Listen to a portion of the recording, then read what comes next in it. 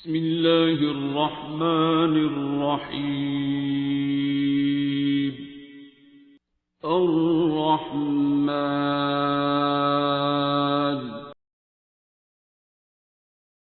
आपका नाम क्या है? आप क्या करते हो? पढ़ते हो, घर पे होते हो, क्या करते हो? मेरा नाम हरमैन है। कौन सी क्लास में पढ़ते हो? मैं बीए साइकोलॉजी कर रही हूँ, कर लिया ऑलमोस्ट। ठीक है, तो आपने दुआ कब की थी? मैंने दुआ का तो पता था पहले से, लेकिन जब मेरा खुद का एक्सपीरियंस, वो जब मुझे खुद ज़रूरत पड़ी थी तो वो ऐसा था कि मैं कुछ ऐसा पहले मेरे ना सर में दर्द शुरू हुई थी यूनिवर्सिटी में एकदम, और बहुत ज़्यादा दर्द थी, बहुत ज़्यादा कि एकदम शुरू हुई थी, और घर आते आते इतनी दर्द थी कि मेरा ये मुंह नहीं खुल सकता था, इतनी ज़्यादा दर्द थी। तो वो आहिस्ता आहिस्ता रोज़ और नौजिया बहुत ज़्यादा था, और इतने 17 दिन हुई थी वो, और वो इस तरह थी कि मेरे अंदर एक कतरा पानी का नहीं गया 17 दिन। और पहले भी मैंने उस टाइम पे भी इमरजेंसी में भी, और फिर 1-2 डॉक्टर्स को भी दिखाया, सीटी स्कैन भी करवाए थे, तो तब बाबूजी का टाइम नहीं मिल सक रहा था उस टाइम पे। तो उन्होंने कॉल पे बात की थी, तो उन्होंने कलाम सुनने के लिए कहा था, माई नहीं मैं किन्नू आखा। तो 17वें दिन जब मैं गई थी क्लिनिक में, तो उसके बाहर मैं, मम्मा और मेरी बच्ची बैठी हुई थी, और वो 17 दिन में सबसे ज़्यादा था कि वहाँ बैठे हुए ऐसा लग रहा था कि अब फट जाएगा, अभी बाहर बैठे हुए। तो उसके बाद फिर जब मेरी बारी आई, रोज़ों में था, और उसके बाद जब मेरी बारी आई थी, मैं अंदर थी, और 17 दिन में ना पानी पिया था और ना 1 सेकंड के लिए दर्द नहीं रुकी थी, मतलब मैं आँख खोलती थी तो वो दर्द इतनी ज़्यादा थी, साथ मेरी बॉडी बहुत ज़्यादा कांपती थी, बहुत ज़्यादा कांपती थी। तो उसके बाद जब मैं अंदर गई थी, और सिर्फ अभी मैंने अल्लाह वाला पानी पिया 3 घूंट, और 17 दिन में पहली दफ़ा था कि मेरे घूंट में मतलब पानी मैंने पिया था। और उसके बाद वहाँ बैठे बैठे मेरे सर में दर्द नहीं रही। उधर पहले मैं रो रही थी दर्द की वजह, उसके बाद बैठे मेरे सर पे ऐसे हाथ लगा थी कि वही दर्द है, मतलब दर्द नहीं थी जो 1 मिनट के लिए 17 दिन में नहीं रुकी, वो वहाँ नहीं थी। और उसके बाद से अब तक मुझे नहीं हुई। और तो क्या समझ आई कि क्यों हुआ था ये? क्योंकि मैंने बाबा जी से मिलना था। अच्छा, सर से मिलना था इसलिए हुआ था। ठीक है, आगे अब दुआएं करवा रहे हो यूनिवर्सिटी में? फ्रेंड्स को बताते हो? नहीं, एक मेरी फ्रेंड एक ही है, उसको बताई थी। ठीक है, नहीं बताई थी, एक और 2 लोगों को। अच्छा, ठीक है। आई नहीं आज फ्रेंड्स भी? नहीं, बस यही है, कज़न्स आई हुई हैं। ठीक है, चलो आज ये भी एक्सपीरियंस करेंगी ना सूरह रहमान थेरेपी। ठीक है, अब हाँ, इन्होंने बोला था मैं कभी जब भी मैं ना 4-5 साल से सर के पास जा रही हूँ, लेकिन कभी भी वो क्लिनिक के बाहर मेरे सामने नहीं है कि मैंने देखा वो बाहर आ रहे। नहीं बैठी हुई, मैं बैठी हुई तो मैं कहूँ हरमैन अल्लाह करे वो बाहर आ जाए। वो इतनी ज़्यादा दर्द थी, आप उन्हें देखोगी तो आप ठीक हो जाओ। और रोज़े थे ना, मैंने ये बात की तो वो बाहर आ गए, किसी बंदे से बात की, मैं क्या मैंने देखो कि मम्मा नहीं देखा जा रहा, इतनी की शदीद दर्द थी, इतनी नहीं देखा जा रहा। तो हम ये अभी कह ही रहे हैं, तो फिर अंदर चले गए। नहीं, अल्लाह करे वो बाहर आए और हरमैन के पास गुजरे, अल्लाह वो बाहर आए और हरमैन के पास गुजरे, यकीन करे वो बाहर आ गए और हरमैन के पास गुजरते फिर रुके, तो दर्द ठीक नहीं हुई। मैंने कहा आपका कसूर है। मैंने कहा चल ठीक है, मेरा यही है, लेकिन ठीक हो जाए। फिर अल्लाह का ठीक हो गई। ठीक नहीं थे, दवाई अंदर चली जाती थी, पानी बाहर आ जाता, दवाई अंदर चली जाती थी, पानी बाहर आ जाता। इसकी चाची साथ थी, आप यकीन करें कि ना हमने ऐसे टिश्यू रखे हुए थे, एक घूंट पानी भी देंगे तो वो एक घूंट भी नहीं रहना अंदर।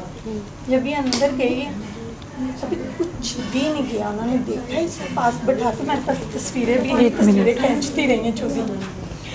और बाद में ना उन्होंने ऐसे ही किया, ये बहुत रोई है, कहते सर की दर्द कहाँ गई, और ना वो कह रहे आंसू अपने साफ कर करके ना अपने माथे पे लगा, फिर वो भी लगाती रही। शुक्र अल्लाह का, उसके बाद गाड़ी में हमने इतना पानी पिलाया, इससे पता ही नहीं। फिर इसने रोज़ा रख लिया था माशाल्लाह अगले ही दिन, वरना ये रोज़े नहीं छोड़ती थी। 17 रोज़े इसके छूट गए, मतलब इसी तकलीफ़ में। 18वें रोज़ा मतलब इसने रख लिया था आते ही ना, वरना एक घूंट पानी नहीं रुक रहा था। आ जाए अब आप। अच्छा, हाँ, आपका क्या नाम है? आपके कितने बच्चे हैं? ठीक है, मेरा नाम राशिदा है और मेरे 2 बेटे हैं। ठीक है, और आपके बेटों का इशू था या आपका इशू था? नहीं, मेरे बेटों का क्या मसला था? सेलिएक डिजीज़ है ना, इसको वीट एलर्जी कहते हैं। अच्छा, और एजेस क्या हैं आपके बच्चों की? एक माशाल्लाह 13 इयर्स का और एक 16 इयर्स का। 16। ठीक है, और दोनों को वीट एलर्जी थी? जी। ठीक, और आपने फिर सर को कब आप मिले और कैसे दुआ की? आफ्टर 6 मंथ्स में भी हो गए। तो बाजी फरीक इनकी बड़ी मम्मा के ही थ्रू हम गए थे, उन्होंने कहा था उधर लेके जाती हूँ, चेक करवाते हैं। तो वहाँ से चेक करवाया तो सर ने मतलब दुआ की थी। बड़े बेटे को कहा था कि सूरत रहमान सुनने और पानी पीना 3 घूंट 3 टाइम। और मुझे कहा था, इसको भी मतलब उधर ही दुआ करवाई थी, सूरत रहमान उधर भी सुनाई थी हमें। फिर दुआ की थी। फिर मुझे कहा था कि इनको छोड़ दो, अल्लाह के हवाले करो, अल्लाह है ना, वो देख रहा है सब। और कहा था माफ़ कर दो सबको दिल से, बच्चे नहीं बीमार तुम बीमार हो, इस तरह वो कहते हैं। तो मुझे बस यही कह रहे थे कि दिल से माफ़ करो बच्चों के लिए, और ख़ुद मतलब इनको अल्लाह के हवाले कर दो। ज़्यादा टेंशन ना लो, छोटे की भी ना लो, बड़े की भी ना लो, मैं लेती थी। तो इस तरह माशाल्लाह अब से 6 मंथ्स हो गए हैं, तो ये खा रहे हैं अल्हम्दुलिल्लाह अल्हम्दुलिल्लाह। ठीक है, ठीक है, ठीक है। चलें जी, अहमद को दें ज़रा माइक। जी, तो आपको बचपन से थी वीट एलर्जी?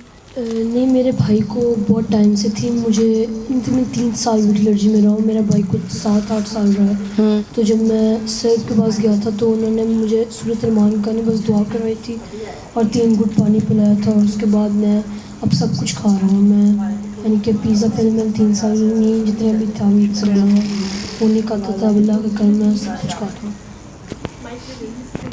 अच्छा, तो फिर आपने वहाँ पे दुआ की? जी। दुआ का कैसा एक्सपीरियंस था? दुआ का यानी कि सर ने जब आंखें बंद करवाई और सूरत रहमान लगाया ना, तो उसके बाद जब आंखें खोली मेरी आंखें लाल और आंसू निकल रहे थे मेरी आंखों से। और उसके बाद से मुझे इतना सुकून मिला। सर कहते हैं कि आपकी दुआ अल्लाह के पास चली गई, आपकी दुआ कबूल है। उसके बाद से मैंने अब तक वीट एलर्जी का सारा सामान ख़त्म कर दिया और मैं खाना शुरू हो गया। आप सब कुछ खा रहे हो? अब सब कुछ खा रहा हूँ मैं, अब कुछ भी नहीं हो रहा अल्हम्दुलिल्लाह। मेरा नाम मरियम है और मैं फ़र्स्ट टाइम सर के पास गई थी, फरीबाजी के वसीले से ही गई थी। और मेरे हस्बैंड को मुझे सर ने सूरत रहमान सुनाई थी, 7 दिन हमने सुनी थी और अल्लाह वाला पानी पिया था साथ। मैं बहुत ज़्यादा डिप्रेशन में थी, इतनी डिप्रेशन में थी कि मैं आपको नहीं बयान कर सकती। और बहुत सारे मसले मसाइल थे और मेरे एक बेटे की भी डेथ हुई थी। और उस ट्रांस के बाद जब मैं सर के पास गई, मैंने सूरत रहमान सुनी, तो दूसरे या तीसरे दिन मुझे ऐसे था कि जैसे सब कुछ धुल गया है, सब कुछ साफ़ सुथरा हो गया है, कुछ भी नहीं था। आहिस्ता आहिस्ता मैं ज़िंदगी की तरफ वापस आई और मेरा इस चीज़ पे इतना ज़्यादा यकीन है, इतना ज़्यादा बिलीव है मुझे अल्लाह मियाँ की ज़ात के बाद कि जो करता है वही करता है। और इन चीज़ों में बहुत ज़्यादा ताकत है। हमें सिर्फ बात होती है हमारी यकीन की और समझने की। तो आहिस्ता आहिस्ता अल्हम्दुलिल्लाह सर से भी मेरा राब्ता बहुत ज़्यादा स्ट्रॉन्ग हो गया और जो जगह सर की है, बाबा की है, वो किसी को नहीं मैं दे सकती। और अल्लाह मियाँ उनको ज़िंदगी दे, तंदुरुस्ती दे। और उसके बाद एक और मेरे साथ हुआ कि मेरे बेटे को 12 साल का उसको चेस्ट पे ना गिल्टियाँ बन गई थी। और जब वो बनी तो डॉक्टर ने हमें कहा कि फ़ौरन ना रिमूव करवा दें, अभी ऑपरेट होगा इसका। तो फिर मैंने कहा नहीं, मैं पहले सूरत रहमान ज़रूर इसको एक दफ़ा सुनवाऊँगी, उसके बाद देखेंगे क्या नतीजा आता है। तो क्योंकि वो 12 साल का था तो उसके लिए फिर मैंने बाबा से पूछा, उन्होंने कहा कि आप खुद सुने, अभी वो बिल्कुल 12 इयर्स का नहीं हुआ तो आप और आपके हस्बैंड सुने। फिर बाबा ने हमें बुलाया, फिर सूरत रहमान सुनवाई। तो उस सुनने के बाद दूसरे या तीसरे दिन उसकी डॉक्टर से अपॉइंटमेंट थी। उन्होंने जाते ही कहा कि ये जी हमसे गलती हो गई, ये वो ऑपरेट वाली जो है ना वो नहीं है, तो ये आहिस्ता आहिस्ता डिज़ोल्व हो जाएंगी, आपको ऑपरेट की ज़रूरत नहीं है। मतलब इस सारे प्रोसेस में 20 डेज़ का था वक्फा और अभी सूरत रहमान पूरी भी नहीं थी हुई। और सिर्फ मेरा बेटा एक दफ़ा सर के पास गया था और आप यकीन करें वो उससे पहले इतने डिप्रेशन में था, रोता था कि पता नहीं डॉक्टर मेरे साथ क्या करेंगे। तो मैं उसको यही कहती थी कुछ भी नहीं होना, आप सूरत रहमान सुन रहे हो तो सब कुछ ठीक हो जाएगा, कुछ भी नहीं है, ऐसी आपका वहम है, डॉक्टर जो कहते हैं कहने दो। क्योंकि हमें सोसाइटी के हिसाब से डॉक्टर्स को भी तो फॉलो करना पड़ता है, लेकिन एक हद तक अल्लाह मियाँ की ज़ात जो है वो सबसे आगे है। फिर उसके बाद माशाल्लाह वो बिल्कुल ठीक है, कुछ भी नहीं है उसको। दूसरे दिन डिप्रेशन भी ख़त्म, उसके असिस्ट भी ख़त्म, और अब माशाल्लाह बैक टू लाइफ है, स्कूल गोइंग है अल्हम्दुलिल्लाह। और सर से बहुत ज़्यादा अटैच है, बहुत प्यार करता है। और आज मेरे बच्चे सब जो हैं वो स्क्रीन के आगे बैठे हुए हैं कि कब बाबा आए और कब हम जो है वो दुआ सेशन स्टार्ट हो। ठीक है, तो आगे दुआएं करवाती? हाँ जी, शुक्र अल्लाह का। 2012 से अटैच्ड हूँ सिस्टम के साथ। मेरी बीमारी डायग्नोज नहीं होती थी, समझ नहीं आती थी कि क्या मसला है। रिपोर्ट सारी क्लियर आती थी, लेकिन जब वैसे मेरी तबीयत ठीक नहीं थी, बॉडी से हीट निकलती रहती थी, फीवरिश सी फीलिंग रहती थी और वीकनेस हर वक्त, उल्टियाँ अगर वो रुकती थी तो स्टमक अपसेट हो जाता था। डिप्रेस्ड सी एक स्टेट में मैं थी और डॉक्टर्स को भी समझ नहीं आती थी कि क्या मसला है, कि क्या मेडिसिन हो, क्या करें। सांस ख़राब हो जाता था, मतलब एक चीज़ ठीक होती थी तो दूसरी ख़राब, दूसरी ठीक होती थी तो कोई तीसरा मसला निकल आता था। तो मैंने फिर 2012 में एक डॉक्टर साहिब आई थी, मैं डॉक्टर्स हॉस्पिटल जॉब करती थी, वहीं पे ही वो अपने इंटरव्यू के लिए आई थी। तो उन्होंने मुझे कहा हम इस पर रिसर्च कर रहे हैं और आप भी ये थेरेपी कर लो, अगर आपको कोई फ़ायदा हुआ तो देख लेना, अदरवाइज़ फिर आप अपना मेडिकल ट्रीटमेंट जो करवा रहे हो वही करवाते रहना। तो उस ट्रीटमेंट से तो मुझे फ़ायदा हो ही नहीं रहा था और मैं बड़ी मायूसी की स्टेट में थी। तो मैंने कहा चलें ठीक है, आप करवा दें जो भी आप करवाना चाहती हैं। तो मुझे दुआ करके बहुत अच्छा लगा और एकदम से मुझे लगा सारा मेरा जैसे अंदर से आप खाली हो जाते हैं और सारा कुछ ही भूल गया है, पुरानी बातें, वो जो मैं हर वक्त पिछली कहानियाँ रिपीट करती रहती थी। उसने मेरे साथ ऐसे कर दिया, उसने ऐसे कर दिया, मैंने ऐसे किया तो उसने मेरे साथ यूँ कर दिया, वो सारा कुछ ही ख़त्म हो गया और ऑटोमेटिकली मेरी तबीयत ठीक हो गई। उसके बाद मैंने आगे दुआएं करवाना स्टार्ट कर दी। अभी रिसेंटली जैसे आप दुआएं करवाती हैं, शायद आपने ये एक्सपीरियंस किया हो मेरे साथ, लेकिन ये 10 सालों के बाद ये तजर्बा अब होना स्टार्ट हुआ है कि मुझे ना, जिसको मैंने दुआ कराई होती थी ना, उस पर मुझे गुस्सा बहुत आने लग जाता था। तो मुझे इस बात की समझ नहीं आती थी कि मुझे गुस्सा क्यों आ रहा है, मतलब इनको तो मैं दुआ का बताया हुआ है। और इनिशियली ना मैं अपने आप में ही सोचती थी कि यार शायद मेरे अंदर ना पेशेंस नहीं है, मैं बर्दाश्त नहीं कर रही लोगों की बातों को और मैं इन पे गुस्सा करती जा रही हूँ।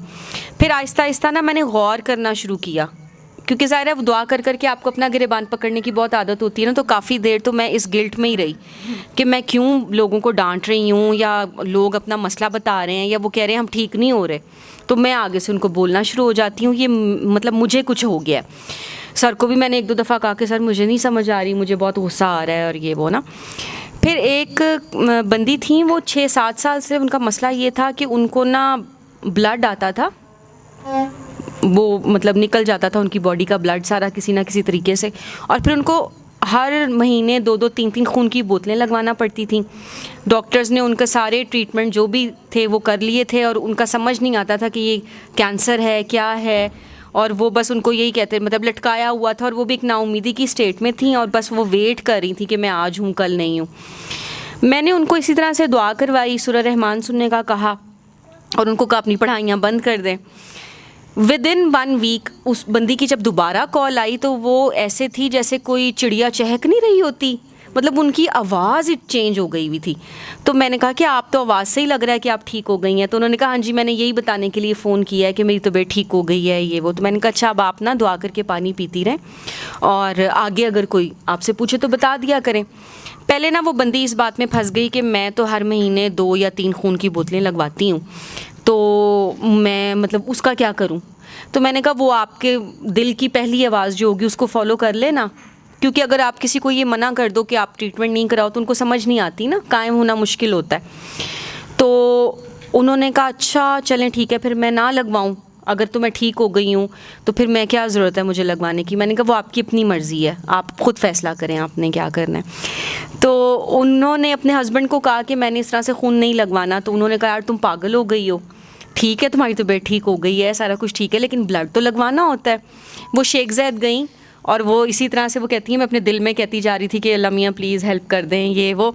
तो पहले तो वो मसला डिले ही बहुत हो गया कि कभी डॉक्टर ना मिले, कभी खून ना मैच हो, कभी कुछ कभी कुछ। फिर मैं उनको कहने लगी कि चलें चलें, लेकिन एक दफ़ा इस तरह से हो गया, दूसरी दफ़ा हस्बैंड ने कहा कि नहीं अब तो लगवाना ही है। तो उनका वो रिएक्ट कर गया उनको ब्लड। तो उन्होंने कहा कि मुझे इस तरह स्किन पे इशू हो गया है और मेरी तबीयत ख़राब है। तो मैंने कहा अच्छा चलें, आपने मना किया था पढ़ाइयाँ नहीं करनी, मैं फिर भी कर रही हूँ।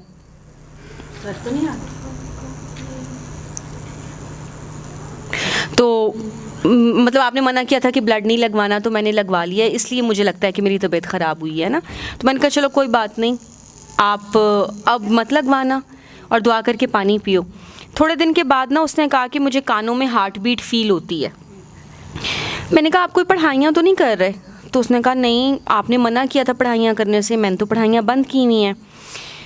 तो मैंने कहा पता नहीं, फिर अगर आपने माफ़ भी किया हुआ है सबको, आप पढ़ाइयाँ भी नहीं कर रहे और आप दुआ के ऊपर कायम भी हो, 3 दफ़ा अल्लाह पानी वाली दुआ भी कर रहे हो, तो फिर आपको ये क्यों हार्ट बीट फील हो रही है? खैर मैंने उसको दोबारा से समझाया कि अमल का हिस्सा बनानी होती हैं चीज़ें, कई दफ़ा हम दुरूद शरीफ पढ़ रहे होते हैं, माफ़ नहीं कर रहे होते, तो आप अपने अंदर गौर करो, क्या पता आप अनकॉन्शियसली कोई ना कोई पढ़ाई कर रहे हो और आपको रियलाइज़ नहीं हो रहा। तो उसने कहा नहीं नहीं, मैं तो कोई पढ़ाई नहीं कर रही, ये वो। 1 हफ़्ते के बाद वो मतलब मुसलसल उस पूरे वीक में मुझे कहती रही मुझे हार्ट बीट फील हो रही है, मुझे वीकनेस हो रही है, मुझे ये हो रहा है, मुझे वो हो रहा है। मैंने कहा यार जब आप ठीक हो गए थे तो फिर ये दोबारा क्यों हो रही हैं सारी चीज़ें? आप ना अपने अंदर ही गौर करो। तो उसने कहा कि मैंने कहा आप बाथरूम आने जाने की दुआ पढ़ते होगे जैसे इंसान अपनी फ़्लो में बोलता है? तो उसने कहा हाँ वो तो मैं पढ़ती हूँ। मैंने कहा यार जब मैंने आपको कहा था कि कुछ नहीं करना तो आपने नहीं करना, और आप कोई अल्लाह का नाम भी पढ़ रही हो। तो उसने कहा वो तो मैं पढ़ी हूँ या कबीर हूँ। मैंने कहा यार जब आपको मना किया था तो आप क्यों कर रहे हो? अब आप इसको बीमारी समझ रहे हो या आपको लग रहा है कि ये मैंने दुआ की हुई और अल्लाह ताला ने मुझे शिफा नहीं दी? आपकी शिकवा अल्लाह ताला से आपके दिल में आ रहा है तो आप कायम हो दुआ पे, पढ़ाइयाँ अपनी बंद करो। उसने किया, वो बिल्कुल ठीक हो गई, उसका ब्लड लगवाना भी ख़त्म हो गया, उसको भूख लगने लग गई और वो मतलब सारी उसकी मेडिकेशंस ख़त्म हो गई। उसने अपने घर के काम करने शुरू कर दिए। वो कहती 5-6 साल से मैं घर के काम ही नहीं कर रही थी क्योंकि मैं बेड से ही नहीं उठ पाती थी। एक दिन अचानक से उसकी कॉल आई, मुझे उस पर गुस्सा आने लग गया। अब मैं परेशान, और वो कहे कि मैं ना वो तब ना लाइव सेशन सर के सुनना शुरू हो गई थी। मैंने कहा यार तुम लाइव सेशन सुनना शुरू हो गई हो, तुम आगे दुआएं करवाना शुरू हो गई हो, अब एकदम से तुम कहाँ फंस गई हो, क्या मसला हुआ है? और वो रोई जाए और कहे कि नहीं नहीं मुझे नहीं पता, मेरा पेट फूल गया है और मेरी तबीयत ख़राब हो रही है, ऐसे हो रहा है वैसे हो रहा है। अब मुझे समझना आए कि मुझे गुस्सा ही जाए और मैं साथ साथ उसको समझाती जाऊँ तुमने पढ़ाइयाँ तो नहीं की दोबारा? उसने कहा नहीं मैंने कुछ भी नहीं पढ़ा, मैं 3 दफ़ा अल्लाह पानी वाली दुआ कर रही हूँ, मैं तो डॉक्टर साहब को सुन रही हूँ, मैं तो ये कर रही हूँ वो कर रही हूँ। कोई घंटे बाद ना, खैर मैंने उसको दोबारा समझाया और वही कि मैं अपनी उस कन्फ्लिक्ट में ही फंसी रही कि यार मुझे क्यों गुस्सा आ रहा है, ये तो बुरी बात है, एक बंदा मरीज़ है और आपको गुस्सा चढ़ता जा रहा है उसके ऊपर। कोई घंटे बाद उसकी दोबारा कॉल आई और उसने कहा कि ना वो मेरे हस्बैंड बैठे हुए थे तो मैं आपको खुल के बता नहीं पा रही थी, मेरी देवरानी ने मुझे आके कहा कि सुंदस ने तुम्हारा दुरूद शरीफ भी बंद करवा दिया है, तो ये तो उसने गलत की है। तो उसने कहा कि ना मैं डाउट में चली गई कि हाँ दुरूद शरीफ तो नहीं बंद करवाना चाहिए था। और उसके बाद मतलब मैं सो गई इसी डाउट में कि पता नहीं मैं ठीक कर रही हूँ गलत कर रही हूँ और ये वो। जब मैं सुबह उठी तो मेरी तबीयत पहले जैसी थी जैसे मैं पहले बीमार होती थी। तो मैंने कहा कि तुम्हारे हस्बैंड भी दुआ को मानना शुरू हो गए थे क्योंकि तुम्हारी गवाही थी उनके पास, उन्होंने देखा था अपनी बीवी को ठीक होते हुए, तुमने उस बंदे को भी डाउट में डाला। तुमने ये बात एडमिट क्यों नहीं की कि तुम दुआ पे कायम नहीं रही हो और तुम्हारी देवरानी ने ऐसे कहा तो तुम डाउट में चली गई हो? तो उसने कहा कि नहीं वो मैं अब क्या करती, ये वो ना। वो दिन और आज का दिन मेरे से उसके साथ ठीक नहीं हुआ गया, पता नहीं क्यों, शायद वो भी बेचारी दुआ की फ्रीक्वेंसी पे नहीं आ सकी दोबारा। इसी तरह से एक बंदी है उसको मतलब कैंसर है, तो उसने भी ना सूरह रहमान सुनी, कसीदा बुर्दा शरीफ भी सुना। तो उसने मुझे कहा कि मेरे सारे सिम्टम्स, ओरल कैंसर है मुंह का, तो मुंह नहीं खुलता था, कुछ खाया नहीं जाता था और दर्द बहुत ज़्यादा थी। और 7 डेज़ के बाद उसने कहा कि मेरे सारे मसले हल हो गए हैं, बस ये है कि मुझे यहाँ पे गिल्टी है और उसमें दर्द होता है और डॉक्टर्स कह रहे हैं कीमो लगवानी पड़ेगी ये वो। तो मैंने उसको कहा आप दुआ के ऊपर कायम हो, कुछ भी नहीं होता। मिलने तो उस बंदी ने मुझे कहा कि हाँ मैं तो दुआ के ऊपर कायम हूँ, मैं अल्लाह पानी वाली दुआ भी कर रही हूँ, सेम उसी तरह से ही माफ़ भी किया हुआ है। अब तो मैं शर्मिंदा भी हूँ अपनी गलतियों पे, शायद मैंने ही कहीं पे ज़्यादा ज़ुबान चला दी होगी, मेरे से कोई गलती हो गई होगी तो मेरी पकड़ हो गई, तो मैंने तो डूब के दुआ की है और ये वो ना। तो मैंने उसको कहा कि आप डूब के दोबारा से दुआ करो और कसीदा बुर्दा शरीफ सुनो अपनी गलतियों पे शर्मिंदा होके। और सेम उसी तरह से उसके ऊपर भी मुझे गुस्सा आना शुरू हो गया। तो ना मैं का पता नहीं यार ये क्या हो रहा है, लेकिन ना तुम करो दोबारा। और उसने मुझे कहा कि आप ना मेरे साथ रूड ना हो, अब मैं भी अपने अंदर शर्मिंदा हुई, मैंने कहा यार वाकई गुस्सा तो मुझे चढ़ रहा है और ये तो बुरी बात है।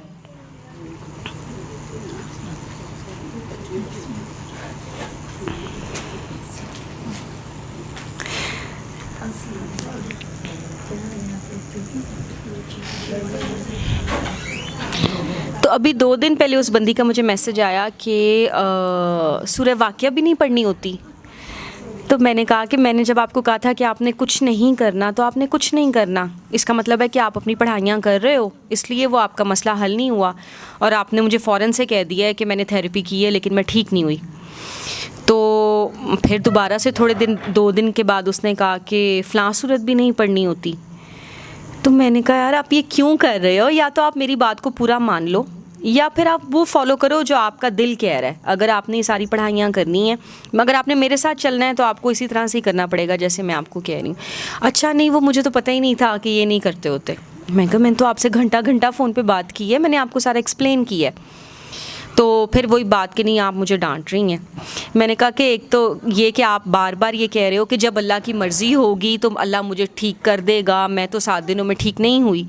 तो जब आप अल्लाह ताला को बीच में लाते जा रहे हो कि अल्लाह ने मुझे शिफा नहीं दी, तो फिर ज़ाहिर है कि मुझे तो गुस्सा आएगा आपकी बात के ऊपर कि असल में तो आप ही दुआ पे कायम नहीं हुई ना। अभी तक तो आपको यही समझ आती जा रही है कि आप ये सारा कुछ कर रहे हो, असल में तो ये शॉर्टकट्स हैं कि आप अभी भी अल्लाह के कलाम को ATM की तरह यूज़ करना चाह रहे हो, शॉर्टकट्स मार रहे हो।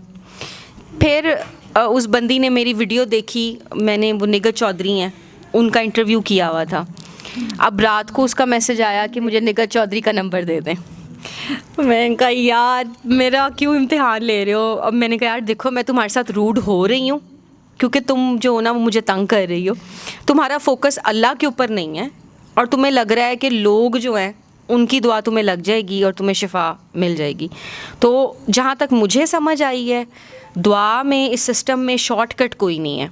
अगर आपको कह दिया गया है कि आपने अपने आप को ज़ीरो करके अल्लाह के आगे पेश करना है तो आपकी शिफा इसी में ही है। अगर आप अपने आप को पेश नहीं करते तो कायनात का कोई भी आपको बड़े से बड़ा बंदा लग रहा है ना कि यार इसका बड़ा तजर्बा है, ये बाबा जी के साथ बहुत साल रहा है, तो मैं इनको कहती हूँ कि ये मुझे दुआ करवाएं, तो मुझे किसी की दुआ से कुछ नहीं होगा।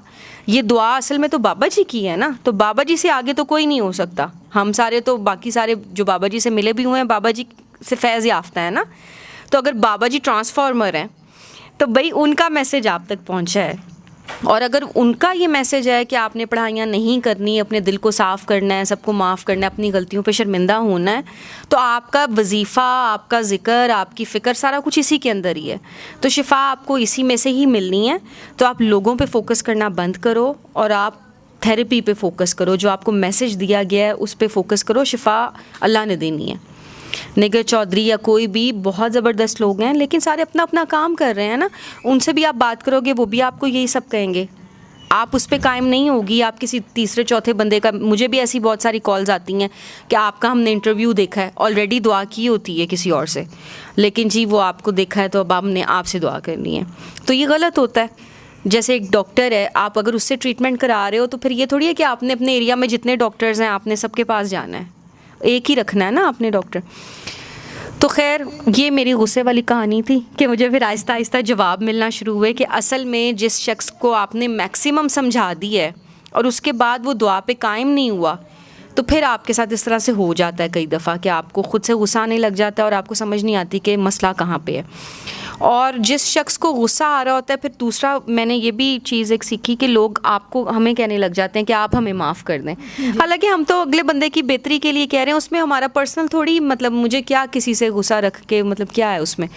तो वही मैं उनको कहती हूँ कि यार मेरे से माफ़ी मांगने की ज़रूरत नहीं है। आप अपने अंदर गौर करो कि आप वही हो जिससे आपने मुझे रात को 3 बजे कॉल किया है, मैंने आपका फ़ोन उठा के आपको सारा कुछ समझाया है, आपने किसी भी टाइम मुझसे पूछा है, मैंने आपको बताया है।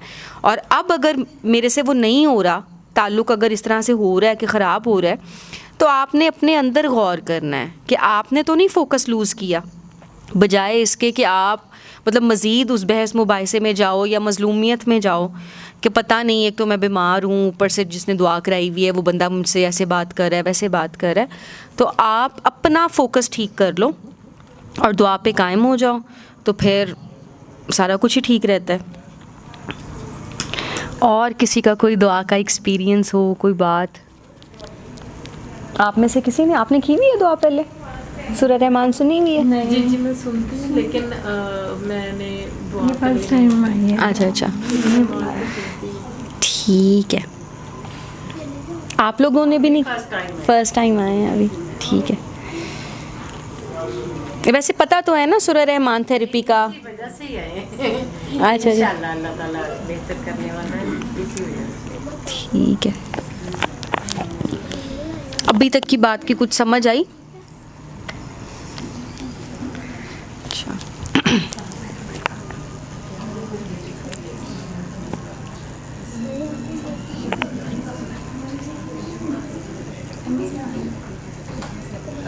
वालेकुम अस्सलाम।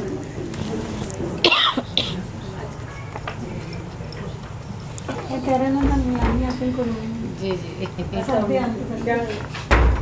आप दुआएं करवाती हैं? चलिए आप भी अपना एक्सप्रेस। क्यों?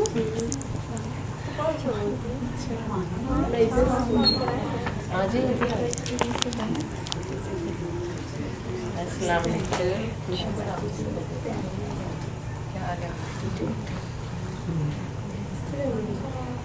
ये सामने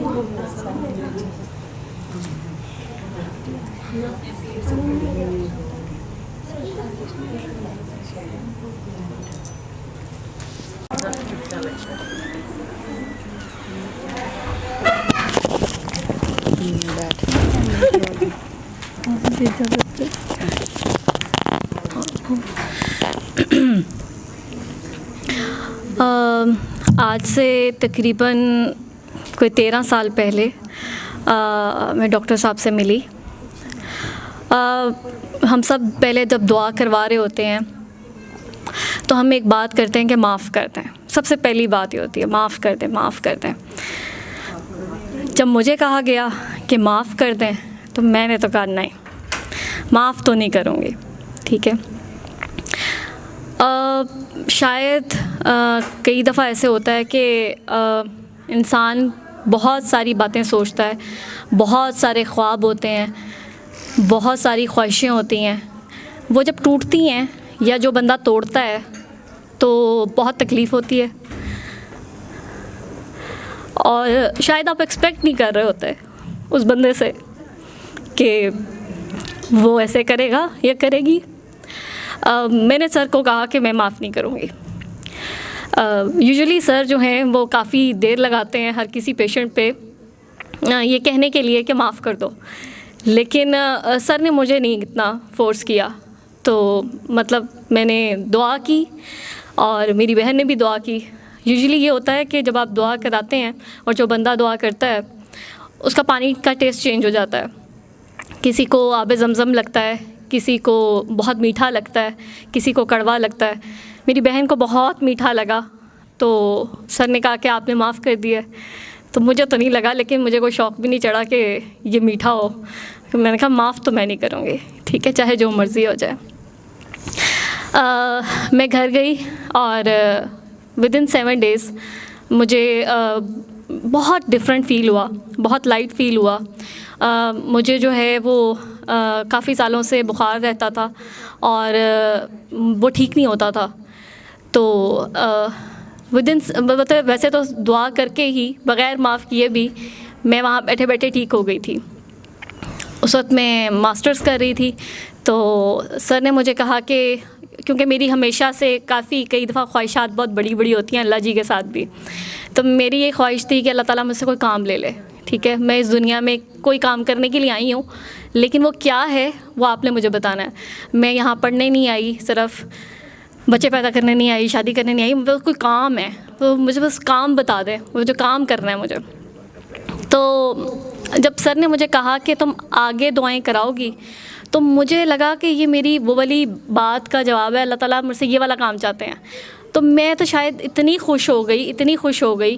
अभी तो फिर भी मेरी बड़ी अच्छी ड्रेसिंग है, उस वक्त तो मैं जो है वो कैपरी पहना करती थी, बहुत ही छोटी जीन्स और ये और वो। तो मैंने कहा कि मैं तो लोगों को दुआएं कराऊंगी।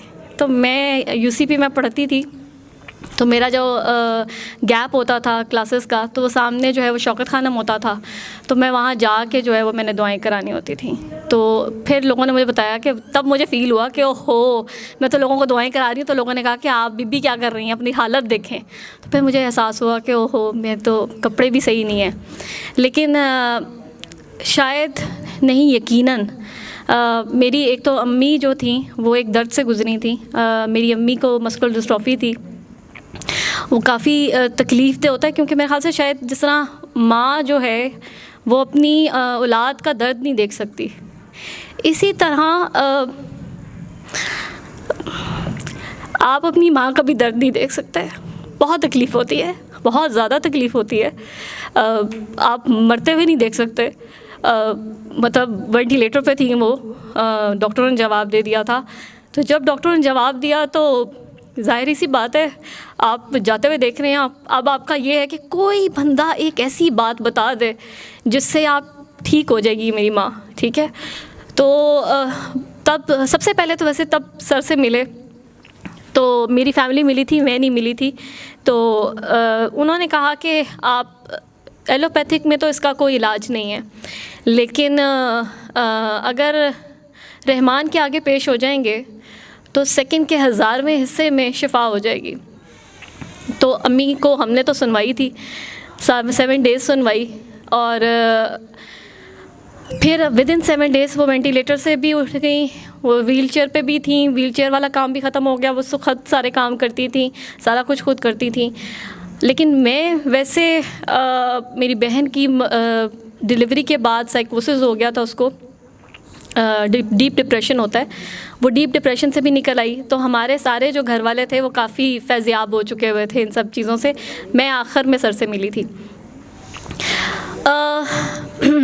बस ये सफ़र जो है वो सर के साथ चलता रहा।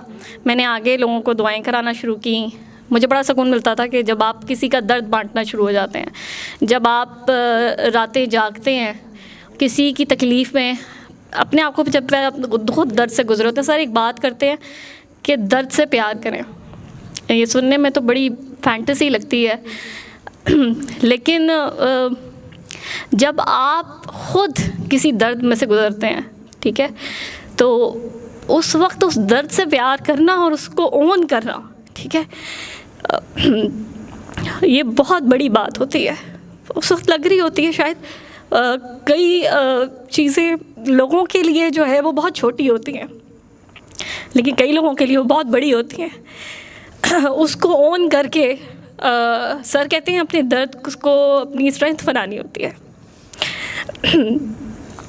उस दर्द को स्ट्रेंथ बनाना, और उस वक्त, क्योंकि बुरे वक्त में लोग छोड़ें या ना छोड़ें फ़र्क नहीं पड़ता, बंदा ज़रूर अल्लाह को छोड़ देता है, कहता है कि भाई अल्लाह कहाँ है, ठीक है ना। वो किधर है, वो मुझे नज़र नहीं आ रहा, ठीक है, क्योंकि जो ख़ुद तकलीफ़ में होता है वो ख़ुद आंखें बंद कर लेता है अल्लाह से, और वो दूर होना शुरू हो जाता है। फिर डिप्रेशन, एंग्जाइटी, ये सारा कुछ चलना शुरू होता है, और आप जो हैं वो कहीं ना कहीं अल्लाह जी से तो दूर होते ही होते हैं, अल्लाह साथ गिले शिकवे भी शुरू हो जाते हैं, ठीक है। खैर, हम जो हैं सर के दुआ सेशन सुनते हैं। पिछले दिनों मैं यही सोच रही थी कि सर एक बात करते होते हैं, अगर आप लोगों ने सर के दुआ सेशन सुने हैं तो सर एक बात करते होते हैं कि इस बस पे चढ़ने का रास्ता है, ठीक है, लेकिन उतरने का रास्ता नहीं है। और वाकई, और शायद हमें हंसी आ जाती होती थी कि हाय सर ने कितनी मज़े की बात की है, ठीक है, लेकिन कई दफ़ा ऐसा होता है कि आप कहते हैं कि हाय ये क्या हो गया है, सरप्राइजेस मिल जाते हैं, और फिर इंसान टूटता तो है, लेकिन वो कहता है कि जब तुम जितना टूटोगे मुझे उतने अजीज़ हो। लेकिन जब आप ख़ुद उस दर्द की भट्टी में से गुज़रते हैं तो लग समझ जाती है, मेरे ख्याल से बंदे को 14 तबक रोशन हो जाते हैं।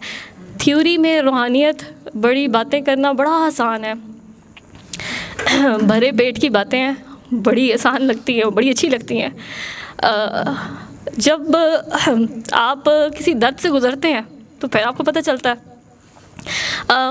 बचपन से मैंने जो है वो बड़े ख्वाब देखे, सारा कुछ किया, और मुझे कुछ जहाँ पे आपकी ख्वाहिश होती है वहाँ से सबसे पहले आपको ठुड्डा पड़ता है। कहते हैं कि अच्छा तुमने ये चाहा था।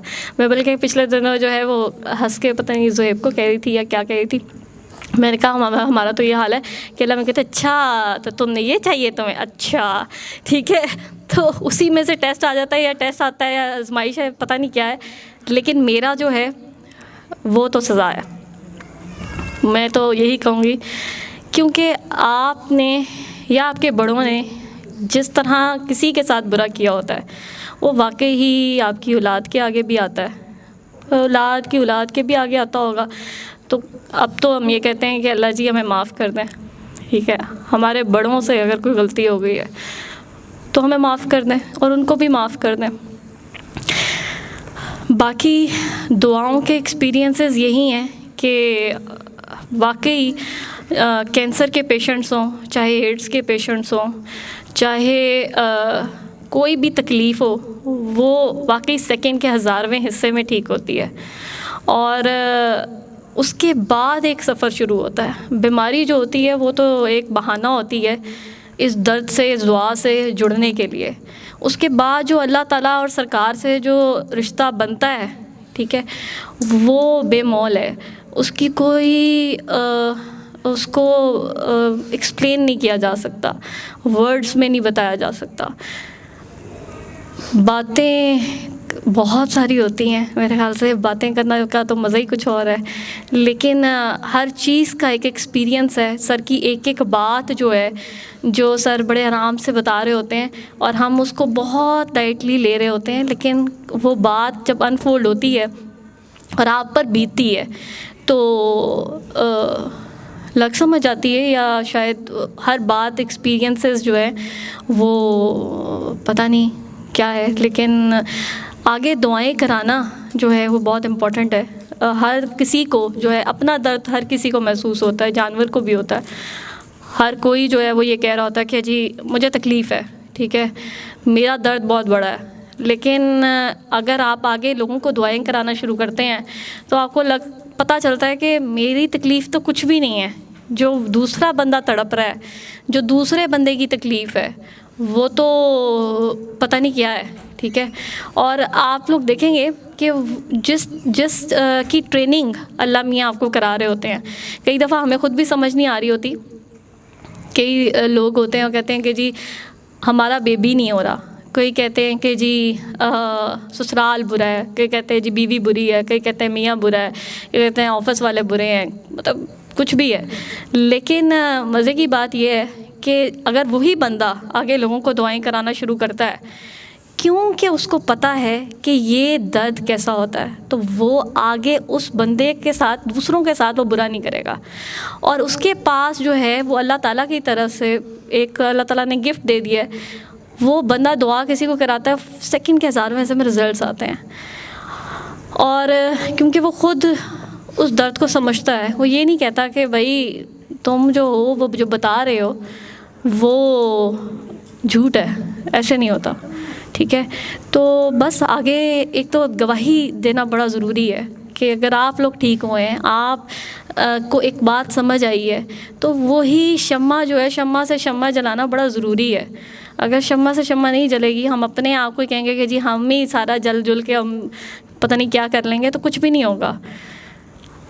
बस यही है मेरा एक्सपीरियंस। Thank you. सारी लिपस्टिक लगा दी इस पर।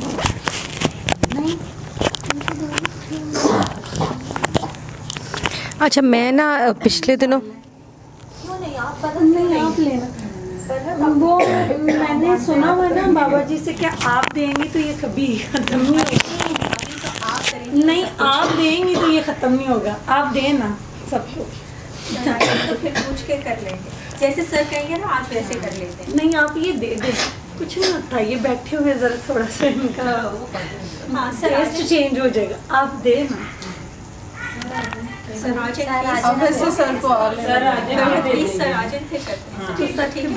तो सर की ही बातें इतनी सुनने का वो सुकून आना है, ये कहाँ बांटते फिरेंगे। हमें तो भी खा के स्कूल क्या खाना है, जो कुछ भी है, व्हाटएवर दैट, खाना है।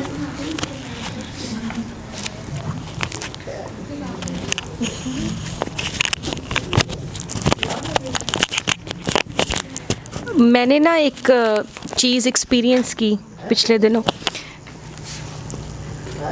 दुआ के बातों को फॉलो करना ना, आम तौर पे कहते हैं कि जो दुआ वाले लोग होते हैं ना वो अपने घर में फ़ेल होते हैं और ज़्यादा मार इंसान घर वालों से ही खा रहा होता है। और घर वालों से आप जब भी पूछेंगे ना कि इस बंदे में क्या चेंज आया है तो कहेंगे कुछ भी नहीं, है तो वैसे का वैसे ही है। और आपको लग रहा होगा कि मैंने तो पता नहीं क्या कर दी है और मैं तो बाहर, आपके लोग मतलब गोडे गिट्टों में बैठ रहे होते हैं, आपको फ़ोन आ रहे होते हैं, लोग कह रहे होते हैं जी आप बाजी जैसा तो कोई है ही नहीं, आप बताएं क्या करूं, ये मसला है वो मसला है। और जो घर वाले होते हैं वो तो वही टस से मस नहीं हो रहे होते। और ये वैसे अजीब सी भी बात है कि घर वालों से ठीक हुआ भी नहीं जा रहा होता, हमसे भी नहीं ठीक हुआ जा रहा होता, हमें उनकी बातों पे गुस्से भी आ रहे होते हैं और घर में आपसे बिल्कुल दुआ पे कायम नहीं हुआ जा रहा होता। दुआ करवाने के बाद मेरा दिल सख्त क्यों हुआ? मेरा दिल कभी इतना सख्त था ही नहीं। ये मैं क्लिनिक में भी गई तो मैंने पूछा ही नहीं, क्योंकि मैंने हमें टाइम ही नहीं दिया, थोड़ा दिया, कहती ये टाइम सारा मेरा है, आप लोग बाहर चल जाए, ठीक है। लेकिन मेरे दिल में सख्ती बहुत आ गई, मेरा दिल कभी इतना सख्त, घर वालों को लेके, किसी को भी लेके, जिन लोगों से तकलीफ़ भी पहुंची हो ना, मैं उन्हें भी माफ़ कर करके उनको पाँव में दबा दो, उन्हें साथ लगा लो, अभी भी कर लेती हूँ, अभी भी होता है, लेकिन मेरा दिल सख्त होता जा रहा है, मुझे डर लगता है। मेरा क्या होता है, सख्ती क्या आ गई है कि किसी के लिए ना दुआ नहीं निकलती, नहीं निकलती, और ना फीलिंग नहीं दिल में। मैं इस बात से बहुत खौफज़दा हूँ क्योंकि मेरा दिल बहुत नरम था। मेरे इधर रिलेटिव भी बैठे होंगे, उन्हें भी यही पता है कि मैं कैसे दिल की थी। अब ना पता नहीं कुछ लोगों के लिए बड़ा दिल सख्त हो गया, जो मैं नहीं करना चाहती। मैं कहती हूँ नहीं, मैं उनके लिए कभी भी ना कोई सख्ती ना रखूँ, मेरा दिल नरम हो जाए, अल्लाह करे। मेरा आज इस दुआ में भी यही दुआ है मेरी, या अल्लाह मेरा दिल सख्त ना हो, कभी भी नहीं हुआ। तो अभी मैं जब जहाँ से बात शुरू की है मैंने आपसे यही तो अपने एक्सपीरियंसेस शेयर किए हैं, तो आपको जवाब नहीं मिला? मिला है ना? मिला नहीं। तो इस वजह से वो उसमें आपका नहीं मसला होता, वो अगले बंदे का मसला होता है। जब अल्लाह ताला ने आपका दिल नरम करना होगा वो कर भी देंगे, आपके अंदर एहसास भी आ जाएगा, सारा कुछ हो जाएगा। और असल में तो ये बात है कि आपको ये पता लग गया है ना कि अल्लाह ताला हमसे बहुत प्यार करते हैं, तो अल्लाह ताला हमारे साथ कभी भी ज़्यादती नहीं करते, गलत नहीं करते। तो बहुत सारी ऐसी बातें होती हैं जिनके ऊपर पहले हम बहुत रोध हो रहे होते थे, अपने रिश्तेदार हमें कोई अपना प्रॉब्लम बताते थे तो हम भी वैसे ही डिप्रेशन ले रहे होते थे। लेकिन अब हमें ये पता होता है कि यार मेरा अल्लाह ना गलत नहीं इस बंदे के साथ कर सकता, ज़रूर इसने कहीं ना कहीं कोई पंगा किया है अपने साथ और ये फंस गया है। तो इसलिए अब आप अल्लाह की पार्टी में मिल गई हैं। अब आप कहती हैं मैंने किसी की पार्टी में नहीं मिलना, क्योंकि अल्लाह गलत नहीं है। तो इस वजह से, और दूसरा ये है कि कई दफ़ा वो भी कोई माफ़ नहीं कर रहा होता, कोई अपनी गलतियों पे शर्मिंदा नहीं होता, इसलिए आप परेशान ना हो। आपका दिल देखें, अभी आप इतना रो रही हैं, ये नरम ही है दिल आपका। अभी मैंने जो शुरू में आपसे बात की है ना, वही जवाब है आपकी बात का कि सारा कुछ ठीक है, ज़बरदस्त जा रहा है। तो वो मैंने बताया तो है कि हमें आदत होती है ना अपना गिरेबान पकड़ने की, तो इसलिए हमें ऐसा लग रहा होता है। लेकिन आहिस्ता आहिस्ता ये जवाब भी मिलना शुरू हो जाते हैं कि जिसके लिए दुआ नहीं निकल रही या जिसका फ़ील नहीं हो रहा वो क्यों नहीं हो रहा, वो भी पता चल जाता है। दुआ नहीं निकलती अब किसी के लिए।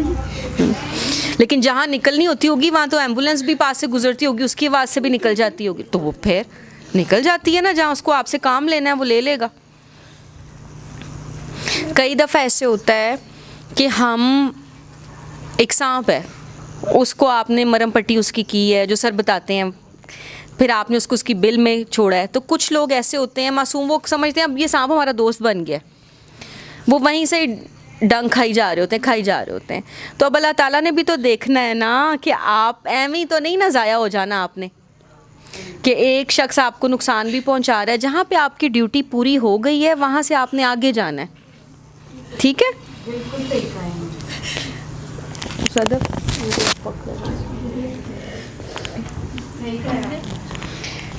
मैंने कहा उनको प्यार था। इसलिए आप बिल्कुल ठीक जा रही हैं, आगे बस दुआएं कराया करें। तो मैं वो बता रही थी कि समटाइम्स ये होता है कि लोगों को कहना बहुत आसान होता है कि आप माफ़ कर दें, इग्नोर कर दें, या अगर ऐसी सिचुएशन थी एक बंदे ने तुम्हें कुछ कह दिया था तो तुम आगे से ना जवाब देती, तुम ये कर लेती, तुम वो कर लेती। हम लोगों को 10 तरह के तरीके बता रहे होते हैं, अगर तुम्हारे हस्बैंड ने ऐसे किया था तो तुम ऐसे कर लेती, और उसको हम वहाँ पे खड़ा कर रहे होते हैं।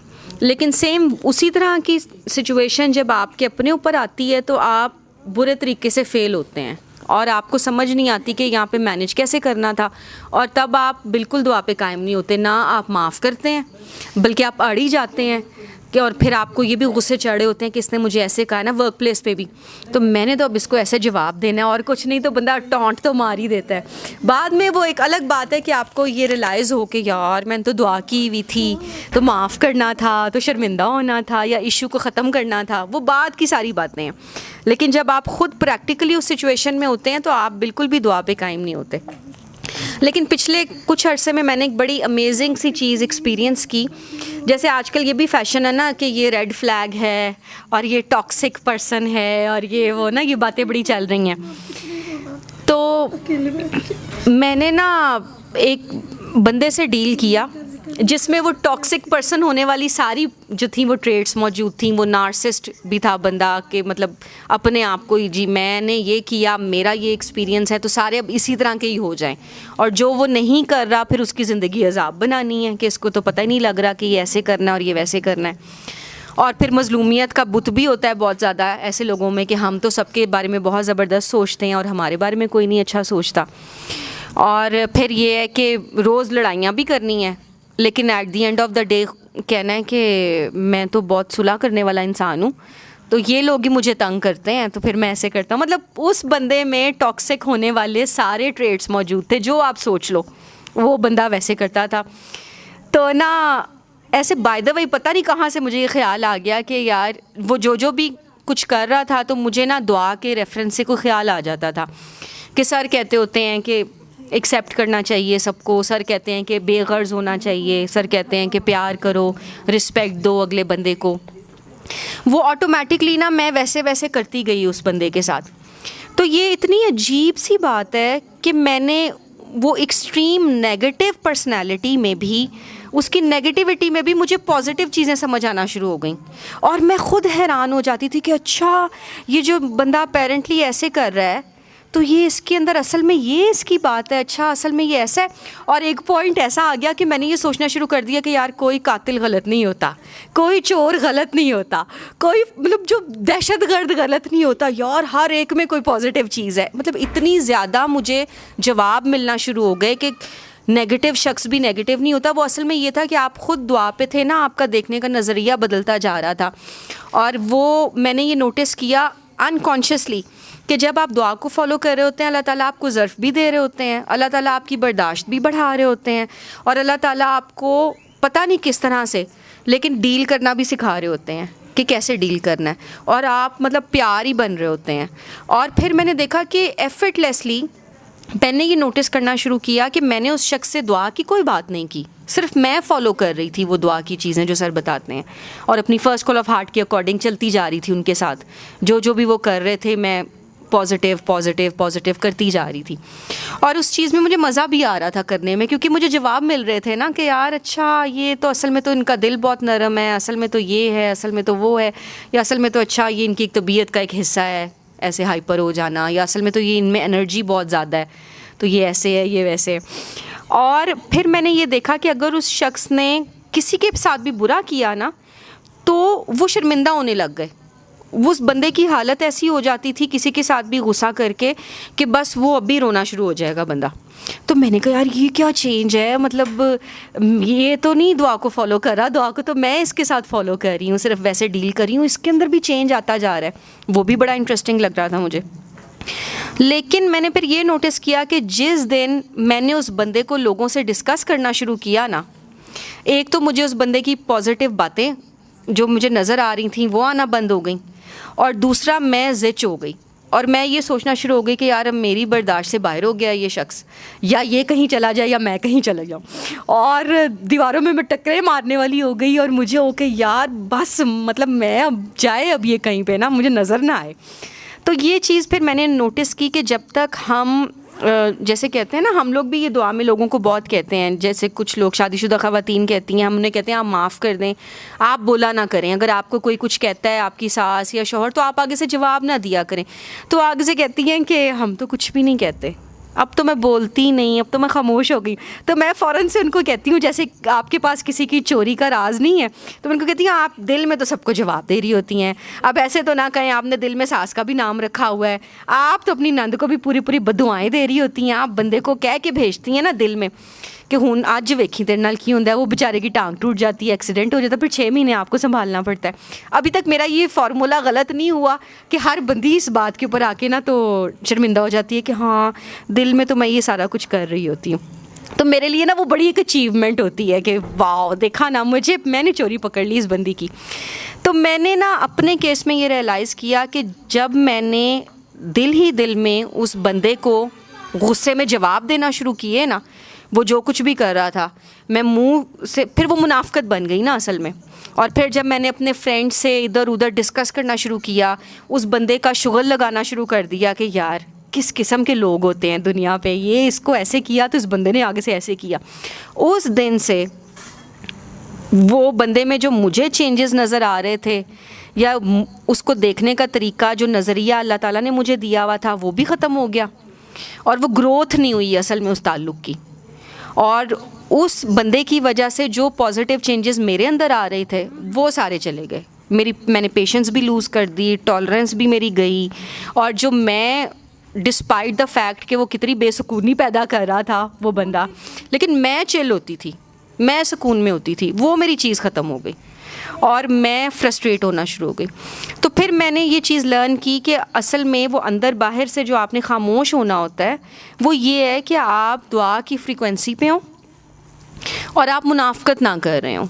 अगर आप किसी शख्स के साथ चल रहे हैं और वो इंतहाई रेड फ्लैग है या टॉक्सिक है, तो आप असल में ये दुआ आपसे आपकी प्योरिटी मांगती है कि आप सिंसेरिटी के साथ, आप हार्मलेस हैं किसी के लिए, आप उसका बुरा नहीं चाह रहे और आप उस शख्स के साथ भी बनाना चाह रहे हैं जिसने, हाँ, तो वो मैंने देखा है कि आपका नज़रिया बदल जाता है, आपके अंदर चेंज आता है और ऑटोमेटिकली जब वो शख्स देखता है ना कि यार इसका रवैया मेरे साथ मुख्तलिफ है, बाकी सारे मुझे इज़्ज़त भी नहीं दे रहे, बाकी सारे मतलब मुझे कुछ नहीं समझ रहे और मेरे उनके साथ लड़ाई झगड़े हैं, और इस शख्स को मैं जितना मर्ज़ी प्रेशराइज़ कर लूँ, इसको जितना मैं तंग कर लूँ, ये एक ही तरह के मोड में है।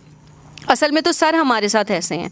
फिर मैंने सर का भी सोचा कि वाकई हम ही नाराज़ होते हैं, हम ही शिकवे में जाते हैं, हम ही डिप्रेशन में जाते हैं, हम ही उन्हें छोड़ते हैं, और फिर जब हम अपने अंदर ठीक हो जाते हैं तो हम वापस आ जाते हैं तो सर वहीं मौजूद होते हैं, वो ताल्लुक़ वहीं से ही शुरू हो जाता है दोबारा से।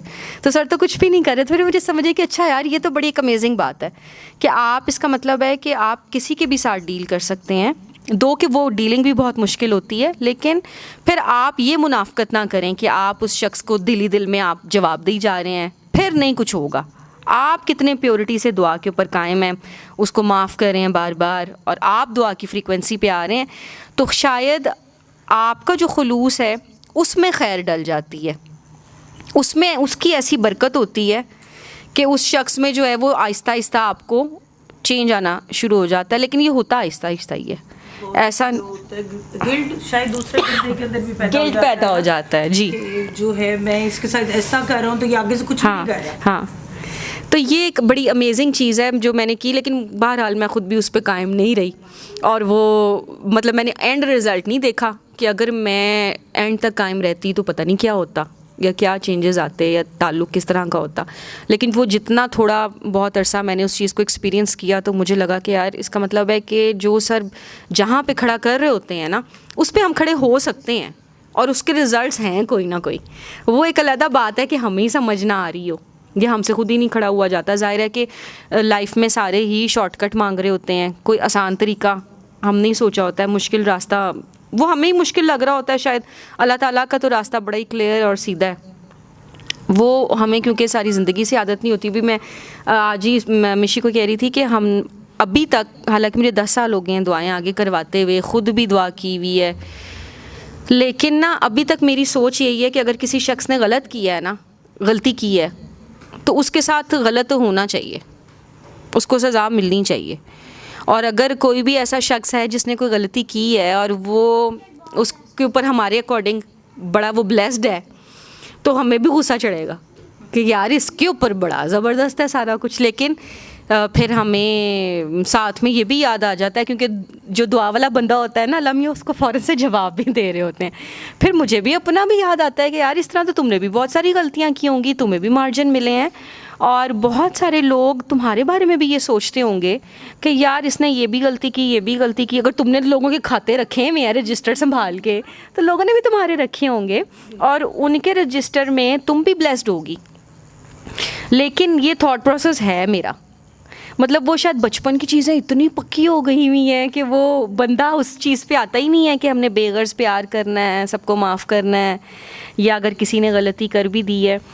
और जितनी भी ये सारी चीज़ें हैं ना, माशूक बेऐब है, इश्क में शिकवा हराम है, ये मैंने नोटिस किया है कि ये सारी तो हमें अच्छा बनाने के लिए हैं कि हम प्योरिटी पे आ जाएं, हम अल्लाह से शिकवे करना बंद कर दें। अल्लाह ताला तो अगर हम कोई बंदा शिकवा भी कर रहा है, अल्लाह तो उसको भी दे रहा है। अल्लाह का प्यार तो हर एक के लिए है, लेकिन हम जो हैं उस फ्रीक्वेंसी पे आ जाएं, हम कम से कम आदम तो बन जाए ना। हम सारे तो बने होते हैं जी कि ये वाली सूरत पढ़ूंगा तो उससे ये लूट लूँगा, ये वाली सूरत पढ़ूंगा तो उससे ये लूट लूँगा, और उस चीज़ को हम अपनी बड़ी अचीवमेंट समझ रहे होते हैं कि मैं तो सूरह मुज़म्मिल इतनी, मैं भी ऐसी थी।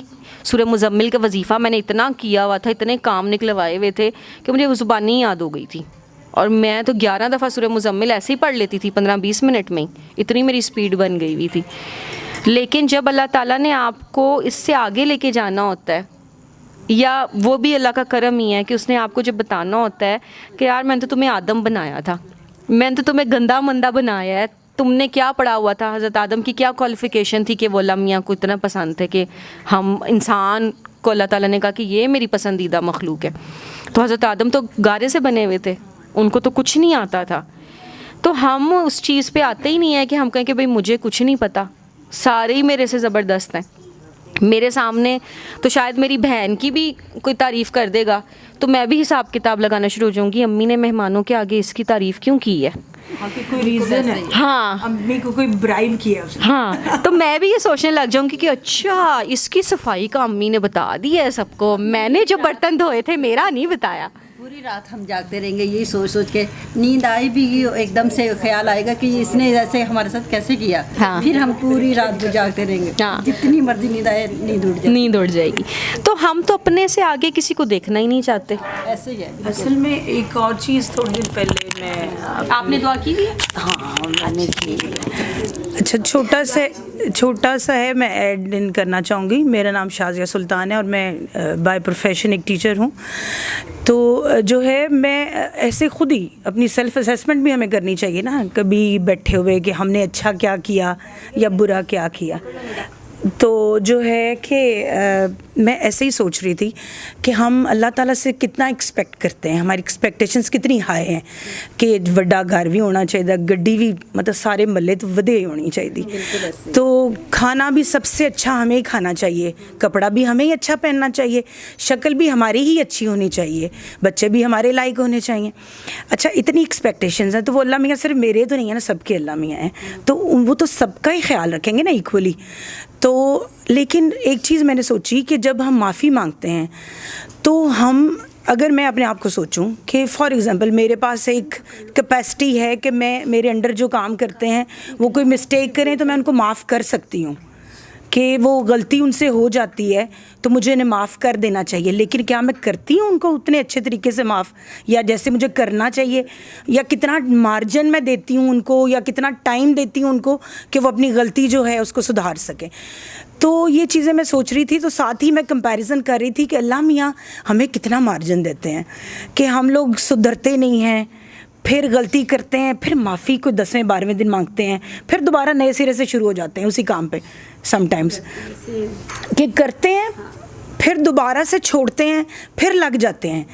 तो ये चीज़ें, और अल्लाह मियाँ की ज़ात जो है वो कितनी बड़ी है, कितनी रहीम है, कितनी करीम है, कितनी बाबरकत है, कितनी अजीम है, कितनी आलीशान है कि वो हमारी सब कुछ जानते हुए, हमारी सारी चीज़ों को, हरकतों को, कि हम ये फिर दोबारा करेंगे, ये भी जानते हुए कि हम दोबारा करेंगे ये वाली हरकत, फिर भी हमें माफ़ी की गुंजाइश मिलती है, तो हमें माफ़ी मिल जाती है। और वही आपकी वाली बात कि हाँ, हम लोग गर्ज़ की खातिर करते हैं ना चीज़ें सारी, यासीन का विरद कर लो, सूरह मुज़म्मिल का विरद कर लो, इस तरह से सारी चीज़ें। और माफ़ करना सबसे मुश्किल अमर लगता है हमें अपने लिए, अगर सोचें तो।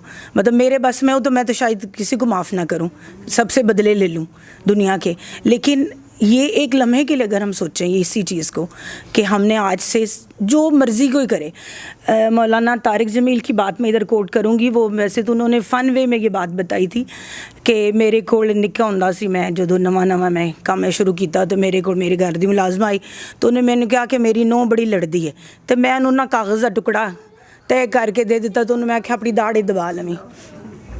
तो 8वें दिन मेरे घर वापस आई, तो मैंने कहती कि हुण तो मेरे घर लड़ाई मुक गई। तो दाढ़े तवीज़ दा बाबा जी बड़ा ही असर होया। तो असल में रीज़न ये होता है कि हम ना गिव एंड टेक है हमारे अंदर, ना ये है माफ़ करने की हमारे अंदर कैपेबिलिटी है उस तरह से जैसी होनी चाहिए, और ना ही इस चीज़ की है कि हम किसी के लिए कोई आसानी पैदा कर सकते हैं अपनी ज़िंदगी में। मतलब फॉर एग्ज़ाम्पल, अगर एक पत्थर है रास्ते में पड़ा हुआ है तो हम शायद उसको भी नहीं हटा सकते कि वो हटा दें, शायद अगले वाला जो आए बंदा उसके लिए उतनी मुश्किल ना हो जैसे हमने फ़ेस की है। तो ये चीज़ें छोटी छोटी मैं सोचती हूँ अब काफ़ी ज़्यादा। आपने दुआ किस लिए की? हालांकि ये सदका है। और क्या फील किया दुआ करके? बेसिकली मैंने जो दुआ है डायरेक्टली जो है मैं बेसिकली सैयद सफदर अली बुखारी से मेरी अम्मी मिली हुई हैं और मेरे भाई भी। मैं उनसे यही पूछना चाहती थी कि आपकी मेरे से पहले मुलाकात हुई हुई है? उनको माइक दे दो। 17-18 साल हो गए हैं। मेरा बड़ा बेटा जॉनसन है, आप आगे बैठ जाओ। ना 17-18 साल हो गए हैं। मेरा बेटा जॉनसन, उसकी तबीयत ठीक नहीं थी, तो मेरे कज़न ने बताया, वो भाटी में रहते थे, तो उधर हम गए, मैं और मेरा बेटा और मेरा कज़न। तो उन्होंने फिर दुआ की, तो कहने लग पे मतलब कुछ नहीं, इसको ठीक हो जाएगा, ये पढ़ता है ज़्यादा। तो फिर ठीक हो गया, फिर एक दफ़ा फिर लेकर गए। बस ये उन आप बाबा जी से मिली? जी। मिली। तो बाबा जी की कोई बात बताएं, कोई याद हो, उन्होंने क्या कहा था? उन्होंने ना मुझे कहा कहाँ रहती, मैं उस वक्त ना गांव में रहती थी, रहते तो हम लाहौर ही थे, पैदाइश भी उधर की, तो रिश्तेदार उधर थे, शादी उधर हो गई, तो बच्चे मेरे लाहौर ही पढ़ते थे। तो उन्होंने कहा अभी ये बताया, उन्होंने वो अमल जौन सा भी, ये अल्लाह अल्लाह आंखें बंद करके पानी में दम करके, कहते हैं गांव में किसी को मतलब जरकान हो या कुछ तो दे देना। तो फिर मुझे पता चला जब मैं आई लाहौर, वो उनकी वफ़ात हो गई, तो मुझे बड़ी टेंशन हुई। फिर मैंने यूट्यूब से निकाला, देखा सारा। अब ये डॉक्टर साहब को पहली दफ़ा ही मिलना है। तो आप या आपके बेटे ने आगे दुआ करवाई किसी को? नहीं, कभी नहीं करवाई? नहीं। तो आप करवाया करें, आप बाबा जी से मिली हुई हैं। अच्छा। हाँ। 3 दफ़ा अल्लाह पानी वाली दुआ का आपको पता है जो करवाते हैं? सूरत रहमान, सूरत रहमान 7 दिन उन्होंने आपको कहा हुआ था, तो आपने ये काम करना है। मेरी भी अब खुद तबीयत, मुझे ब्लड प्रेशर और शुगर का मसला, मेरी नहीं है आपको, चला नहीं जाता, वीकनेस इतनी है ना, बस चलती हूँ ना तो कहती हूँ बस लेट जाऊँ। दुआएं आप लोगों को देखा करें, उनको दुआ करें। सबक तो आपके पास है ना, दिल साफ करके, सबको माफ़ करके, अपनी गलतियों पे शर्मिंदा होना है। 3 दफ़ा अल्लाह पानी वाली दुआ आप खुद भी किया करें, सुबह दोपहर शाम। ठीक। पौधे हैं घर पे? हाँ। पौधों को पानी डाल दिया करें, या बिस्किट लेके ना चूड़ा करके अल्लाह अल्लाह अल्लाह करके कीड़ियों को डाल दिया, और बाकी आप आगे दुआएं करवाना शुरू करें, तो भी ठीक हो जाएगी आप। ठीक है। चलो अच्छा बाबा जी आपके साथ हैं इंशाल्लाह। इंशाल्लाह नहीं, साथ ही हैं। मैं तो उस वक्त से आपको देख रही हूँ, वो मैं सोची थी वो फ्री होंगी तो मैं आपसे पूछूंगी कि मैं आपसे कहाँ मिली हुई हूँ। अम्मी तो काफ़ी गई हैं उधर। दो दफ़ा मैं गई, मिली काफ़ी देर बैठे रहे, बेड के ऊपर बैठते थे नीचे, फिर चाय उन्होंने पिलाई, मिठाई खिलाई, बड़े अच्छे तरीके से मिले थे। आपने आगे लोगों को मिठाई आप भी खिलाई ना? लोग तो मसले अपने शेयर करते होंगे ना, मोहल्ले वाली औरतें भी और भी रिश्तेदारों के भी मसले होते हैं। तो 2 मिनट की दुआ है, उनको कहा करें इधर बैठो मैं एक दुआ कराती हूँ, तो 3 दफ़ा अल्लाह पानी वाली दुआ करवा दिया करें। ठीक है, ठीक है। जी आप अपनी बात आप बता रही थी ना कि मेरी वालदा मिली नहीं है। हाँ, यही मेरी वालदा है। तो आपने फिर आगे कैसे हुआ एक्सपीरियंस की? हाँ, बेसिकली उसके अलावा जो है शायद एक रूहानी सिलसिला आप कह सकते हैं। मेरे जो भाई है दूसरे नंबर वाला, वो बेसिकली वैसे रेडियो पाकिस्तान में है, वो प्रोग्राम मैनेजर है इस वक्त लाहौर का। तो उनको दाता साहब मिलते थे अक्सर। तो बल्कि जो है ये अजीब सा ये है एक वाक़या कि वो रूटीन में मिलते थे। वो टाइम एक ऐसा था कि शायद वो दोनों की कोऑर्डिनेशन इस तरह की होती थी कि इरफान मेरे भाई का नाम है, वो जब भी जाता था तो इनसे सफदर साहब से मुलाकात होती थी। तो जो है एक दिन वो कहता है कि मेरे पीछे मुझे ऐसे लग रहा था जैसे कुछ चल रहा है। मेरी मुलाकात नहीं हुई दरबार में, लेकिन मुझे वापसी पे ऐसे लगा जैसे मेरे पीछे कोई चल रहा है। तो कहते हैं मैंने ना मैं देखना चाहूँ तो डरूँ कि शायद पीछे बाबा जी हैं, तो मैं देखूँगा तो मैं शायद पत्थर का हो जाऊँगा या क्या, ऐसा एक चीज़ उसके अंदर कहता है मेरे अंदर कैफियत पैदा हुई उस वक्त। तो जो है उसके बाद वो कहता है कि मैंने जब ज़्यादा देर ये मुझे फ़ील हुआ कोई 2 मिनट के, तो कहता है मैंने पीछे मुड़ के देखा तो मुझे एक लम्हे के लिए वो नज़र आए और गायब हो गए, मेरी आंखों के सामने से ओझल हो गए। और कहता है मैं दीवाना वार मतलब लोगों में आप पीछे जाके देखा तो कहीं भी नहीं, इधर हैं या इधर नहीं नज़र आए। तो कहता है फिर मैंने पता कराया, जब कि वो थोड़ा सा गैप आ गया था मेरी और उनकी मुलाकात में, तो मैंने पता किया तो पता चला कि वो वफ़ात पा गए हैं। तो कहता है मुझे ये हुआ कि शायद वो मेरा और उनका कनेक्शन था, तो वो इसलिए मतलब वो चीज़ मुझे नज़र आई और ये सारा कुछ। तो वो भाई जो हैं वो दुआ कराते हैं आगे? नहीं, दुआ नहीं कराते। कनेक्शन तो सिर्फ रखे हुए हैं सबने।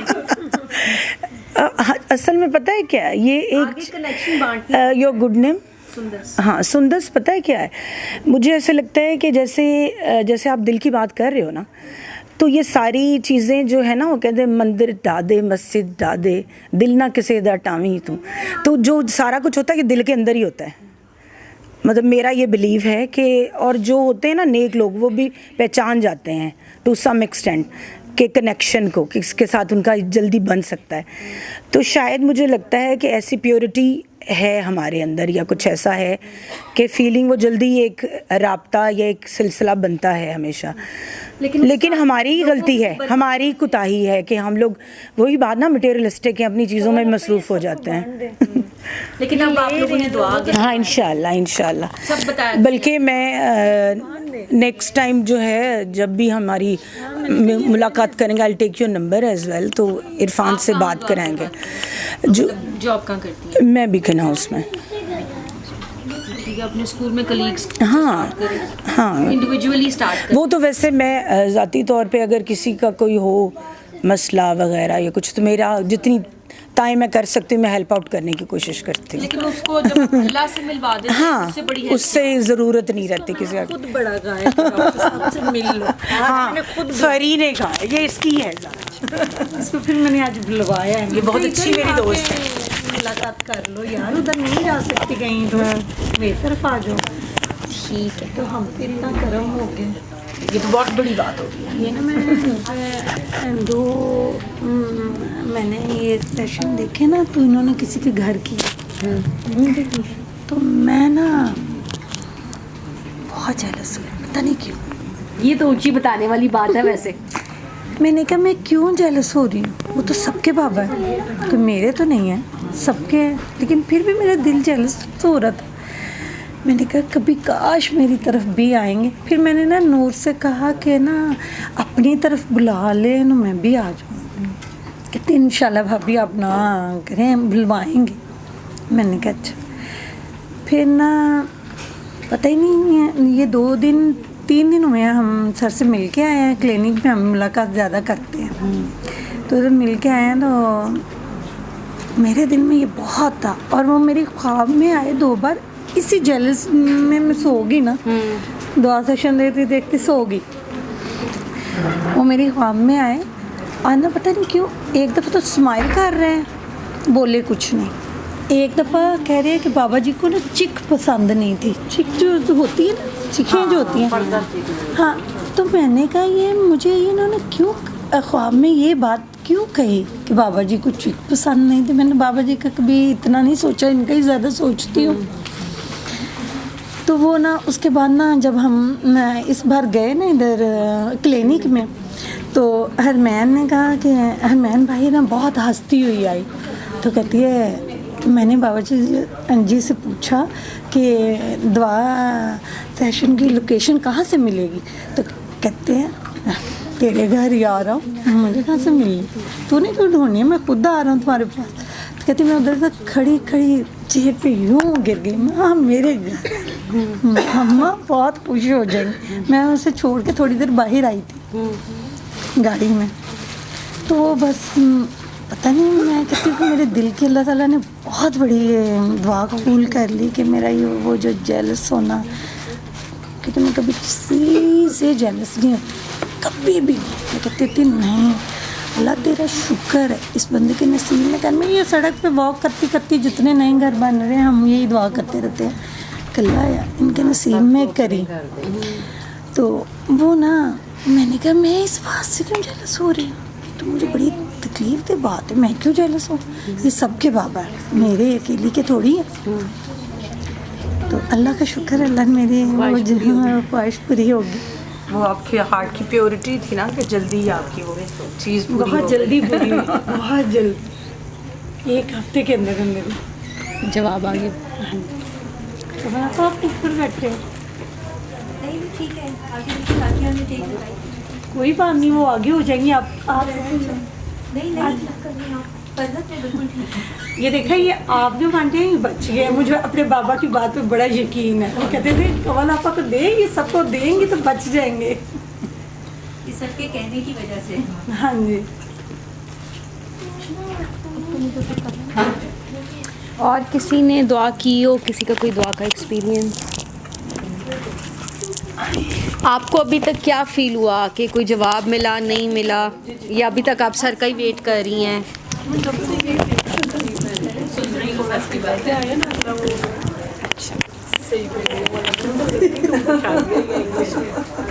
बड़ा मजा आता है शादी इंग्लिश बोलती है। तुमने कोई बात बतानी है? अच्छी है, थोड़ा सा आगे आना पड़ेगा, हो ना उसकी, इधर आ जाओ।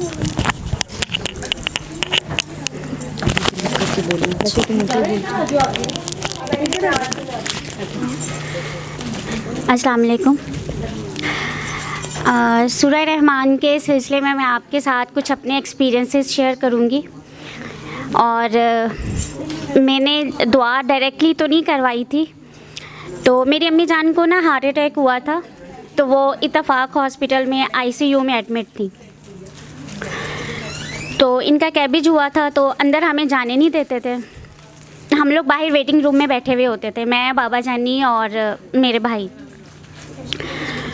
तो वहाँ पर सभी इस तरह ही बैठे हुए होते थे परेशान। वहाँ पर एक आंटी थी, वो रोए जा रही थी, बहुत रो रही थी।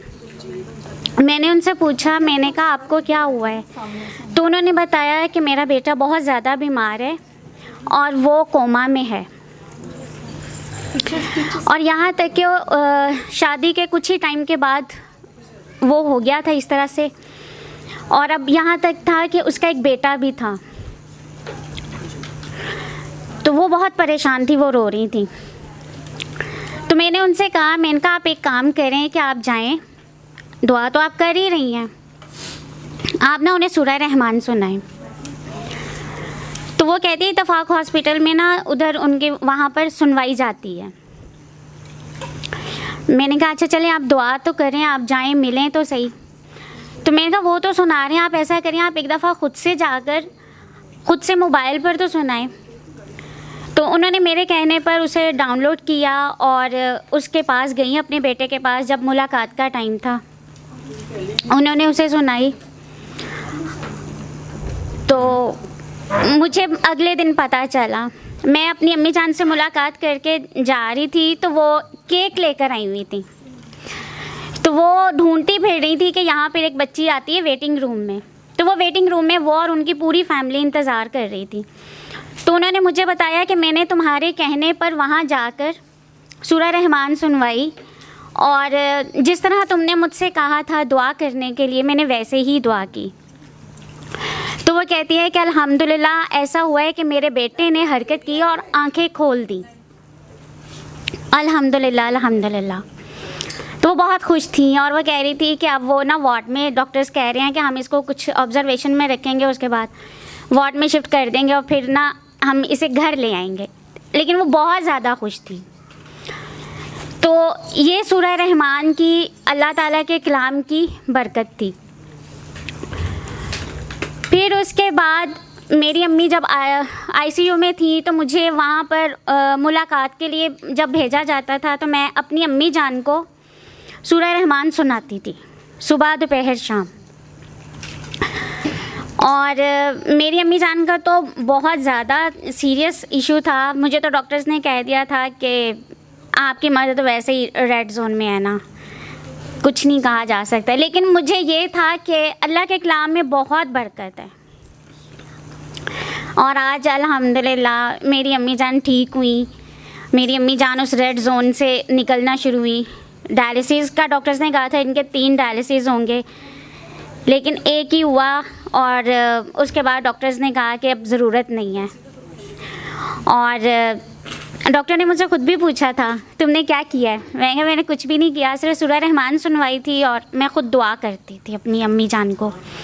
फिर मैंने ये किया कि आईसीयू में जितने मरीज़ होते थे मैं उनको भी दुआ करती थी और सूरह रहमान मेरी अम्मी जान के लिए रखती थी, वो सब सुन रहे होते थे।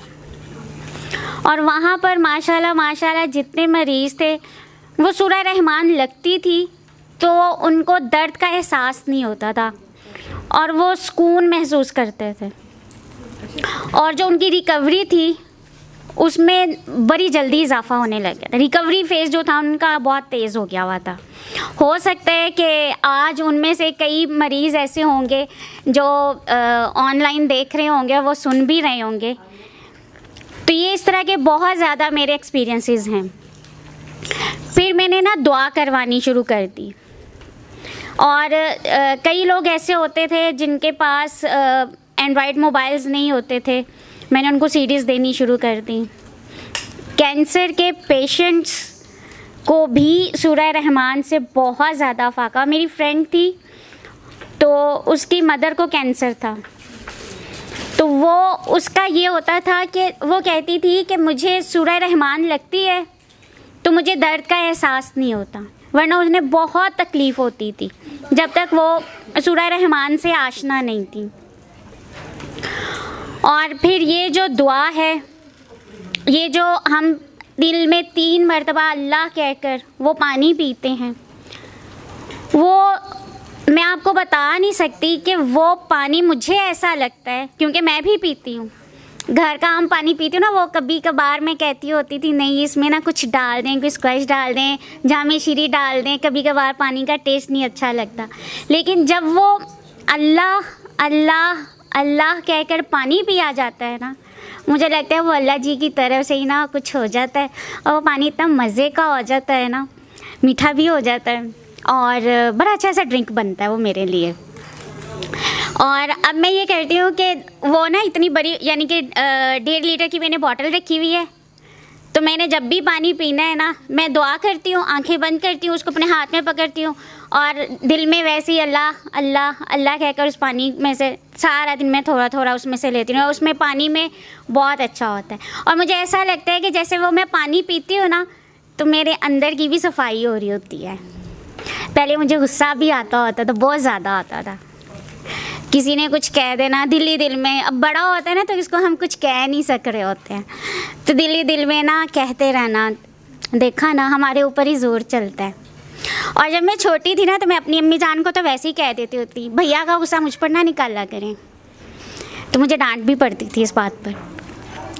लेकिन अब जाकर जब से मैं इस दुआ सेशन से आशना हुई हूँ सूरह रहमान से, तो मेरे अंदर तब्दीली आई है और मेरे घर वालों को भी फील होता है कि ना तुम में ठहराव आ गया है, एक बर्दाश्त आ गई है। और अगर किसी से मैं नाराज़ हो जाती हूँ ना, फिर मुझे खुद ही गिल्ट भी फील होता है। फिर मैं खुद ही कह रही होती हूँ, मैं कहती हूँ अल्लाह जी अगर मेरी किसी से नाराज़गी हो ना तो वो भी आपके लिए होनी चाहिए, मेरी अपनी कोई ज़ाती नाराज़गी नहीं होनी चाहिए। तो मेरी गलती हो ना हो मैं फिर माफ़ी मांग लेती होती हूँ। मैं कहती हूँ चले, या अब आगे से उसका ज़र्फ़ है वो मुझे माफ़ करे या ना करे। जब मैंने फ़र्स्ट टाइम सूरह रहमान सुनी अपने दिल को साफ़ करके, तो उस टाइम मुझे नहीं पता था कि किसी को बताना है या नहीं बताना है, लेकिन मुझे अपने अंदर वाकई महसूस हुआ था कि तब्दीली आई है। और मैं क्योंकि बीमार थी, बेड पर थी, मैं बैठने लग गई और फिर मैं बैठकर, तो मैं वो छोटा बच्चा होता है ना, जैसे वो देखता है कि इस एंगल से बैठूंगा मुझे दर्द होती है कि नहीं होती, मैंने भी कुछ ऐसे ही काम करने होते थे। लेकिन अल्लाह का शुक्र है कि मुझे ना दर्द कम हो गया हुआ था। तो मैंने फिर अपनी फैमिली में भी बताना शुरू कर दिया सूरह रहमान का। तो मुझे आज भी याद है, मैंने अपनी फैमिली में जब अपनी आंटी को बताया, मैंने उनसे कहा सबको माफ़ कर दें, तो वो आगे से कहती हैं क्यों करूं। अब उनसे मैंने लड़ाई झगड़ा तो नहीं करना था, मैंने उनको समझाया और फिर मैंने कहा अच्छा चलें आप एक काम करें, आप अल्लाह जी की खातिर ना माफ़ कर दें। उन्होंने कहा अच्छा ठीक हो गया। फिर थोड़े दिनों के बाद जब मेरी उनके साथ मुलाकात हुई तो फिर ना उनके वही गिले शिकवे थे। तो मैंने कहा जब आपने माफ़ कर दिया ना, तो फिर हमें वो पुरानी बातें बिल्कुल ऐसी है जैसे हम डिलीट नहीं कर देते थे, हमें वैसा कर देना चाहिए। हमें वो दिल में भी नहीं रखना चाहिए, ख्यालात में भी नहीं आना चाहिए। लेकिन वो कहती हैं ये मुश्किल है। तो मैंने क्योंकि खुद से ये एक्सपीरियंस किया, मुश्किल ज़रूर होता है। मुश्किल इसलिए होता है क्योंकि हम उसको ना लेकर अपने साथ साथ चल रहे होते हैं। जब हम उसकी अच्छाई को अपने साथ साथ लेकर चलेंगे ना, तो फिर हमें सब कुछ भूल जाएगा, फिर हमें कुछ भी याद नहीं रहेगा। और जब हम अल्लाह की खातिर माफ़ करेंगे ना, कि वो अल्लाह की मखलूक है, अल्लाह की नादान मखलूक है, तो फिर ये प्रैक्टिस करना बहुत आसान हो जाता है। और मैंने किया है। फिर ऐसा हुआ कि मैंने जब भी बैठना फ्रेंड्स में, तो हमारी फिर अपनी बातें होनी थी। अच्छा ये ड्रामा देखा, मूवीज़ के ऊपर बातें होनी। फिर ये तब्दीली आई कि उसमें अल्लाह जी की बातें होती थी। तो वो उन्होंने कहना लो तुम ज़्यादा भी हाजन हो गई हो, किसी के कोई कमेंट आने, किसी के कोई कमेंट आने। लेकिन अब उनको मैं क्या बताऊं कि अगर हम गाना भी सुन रहे होते थे, कभी कभार मुझे उस गाने में भी लगता था कि जैसे ना अल्लाह जी, ये अल्लाह जी कह रहे हैं और ये मैंने कहा है। जैसे अक्सर मैं वो सुना करती होती थी, इन फ़ज़ाओं में ये कैसा एहसास है, मैं तेरे पास हूँ तू मेरे पास है, ये कर देना। तो क्योंकि मैं आरजे भी रह चुकी हूँ, तो वो फिर जब हम कभी एफएम पर हमारे साथ जो हमारे सर थे ना, वो अक्सर लगवाते होते थे नूरजहाँ का, तो मुझे उस टाइम उसकी समझ भी नहीं आती होती थी। उन्होंने लगवाना मैं ते मेरा दिलबर जानी। तो वो जब मैंने सुनना तो आहिस्ता आहिस्ता लगना कि वाकई ये अल्लाह जी और हमारे दरमियान का है, कि हम अल्लाह जी से प्यार करते हैं। तो एक दफ़ा प्यार तो करके देखें। फिर मुझे नहीं पता था कि अच्छा हम सबको कर रहे हैं, कि अपने आप से तो करें, अपने आप को तो पहचानें। मैंने अपने आप को पहचाना ही नहीं कभी, सिर्फ दूसरे को देखना, अच्छा उसने आज ये पहना हुआ है, अच्छा ये आउट ऑफ फैशन तो नहीं हो गया। सही बता रही हूँ, ऐसी सच्ची पक्की ऐसी बातें होती थी। अच्छा फिर उसको देख लेना। अपने आप को कभी देखा ही नहीं था मैंने कि मैं क्या हूँ, क्योंकि मैंने इस्लाह तो अपनी करनी थी ना। जब मैंने अपने आप को सुधारना था, अपनी इस्लाह करनी थी, फिर ही तो मैंने दूसरों को देखना था, फिर दूसरों को बताना था। तो मुझे प्रैक्टिकल एग्जाम्पल बनना था। ये चीज़ें मुझे बहुत बाद में समझ में आई। तो जब मैंने इसको प्रैक्टिस किया, शुरू में मुझे लगता था जैसे आप सबको लग रहा होता है, अभी भी मुझे लगता है अभी भी मेरी सीखने की उम्र है, बस अल्लाह जी साबित कदम रखे। तो मुश्किल बहुत लगता था। और कभी कभार ऐसा होता था, अच्छा अल्लाह जी दुआ करनी ना, अल्लाह जी मैंने ना माफ़ कर दिया सबको, लेकिन ये सुबह का वाक़या होता था, शाम को फिर सबका कुछ ना कुछ पंगा शंगा समझ में आ रहा होता था। अच्छा इसने ऐसा कर दिया ना, अच्छा ये शेर है, हमने सवा शेर बनकर दिखाना है। लेकिन वो उस सवा शेर के चक्रों में फिर कोई ना कोई बात याद आ जानी, फिर माफ़ करते हैं ना।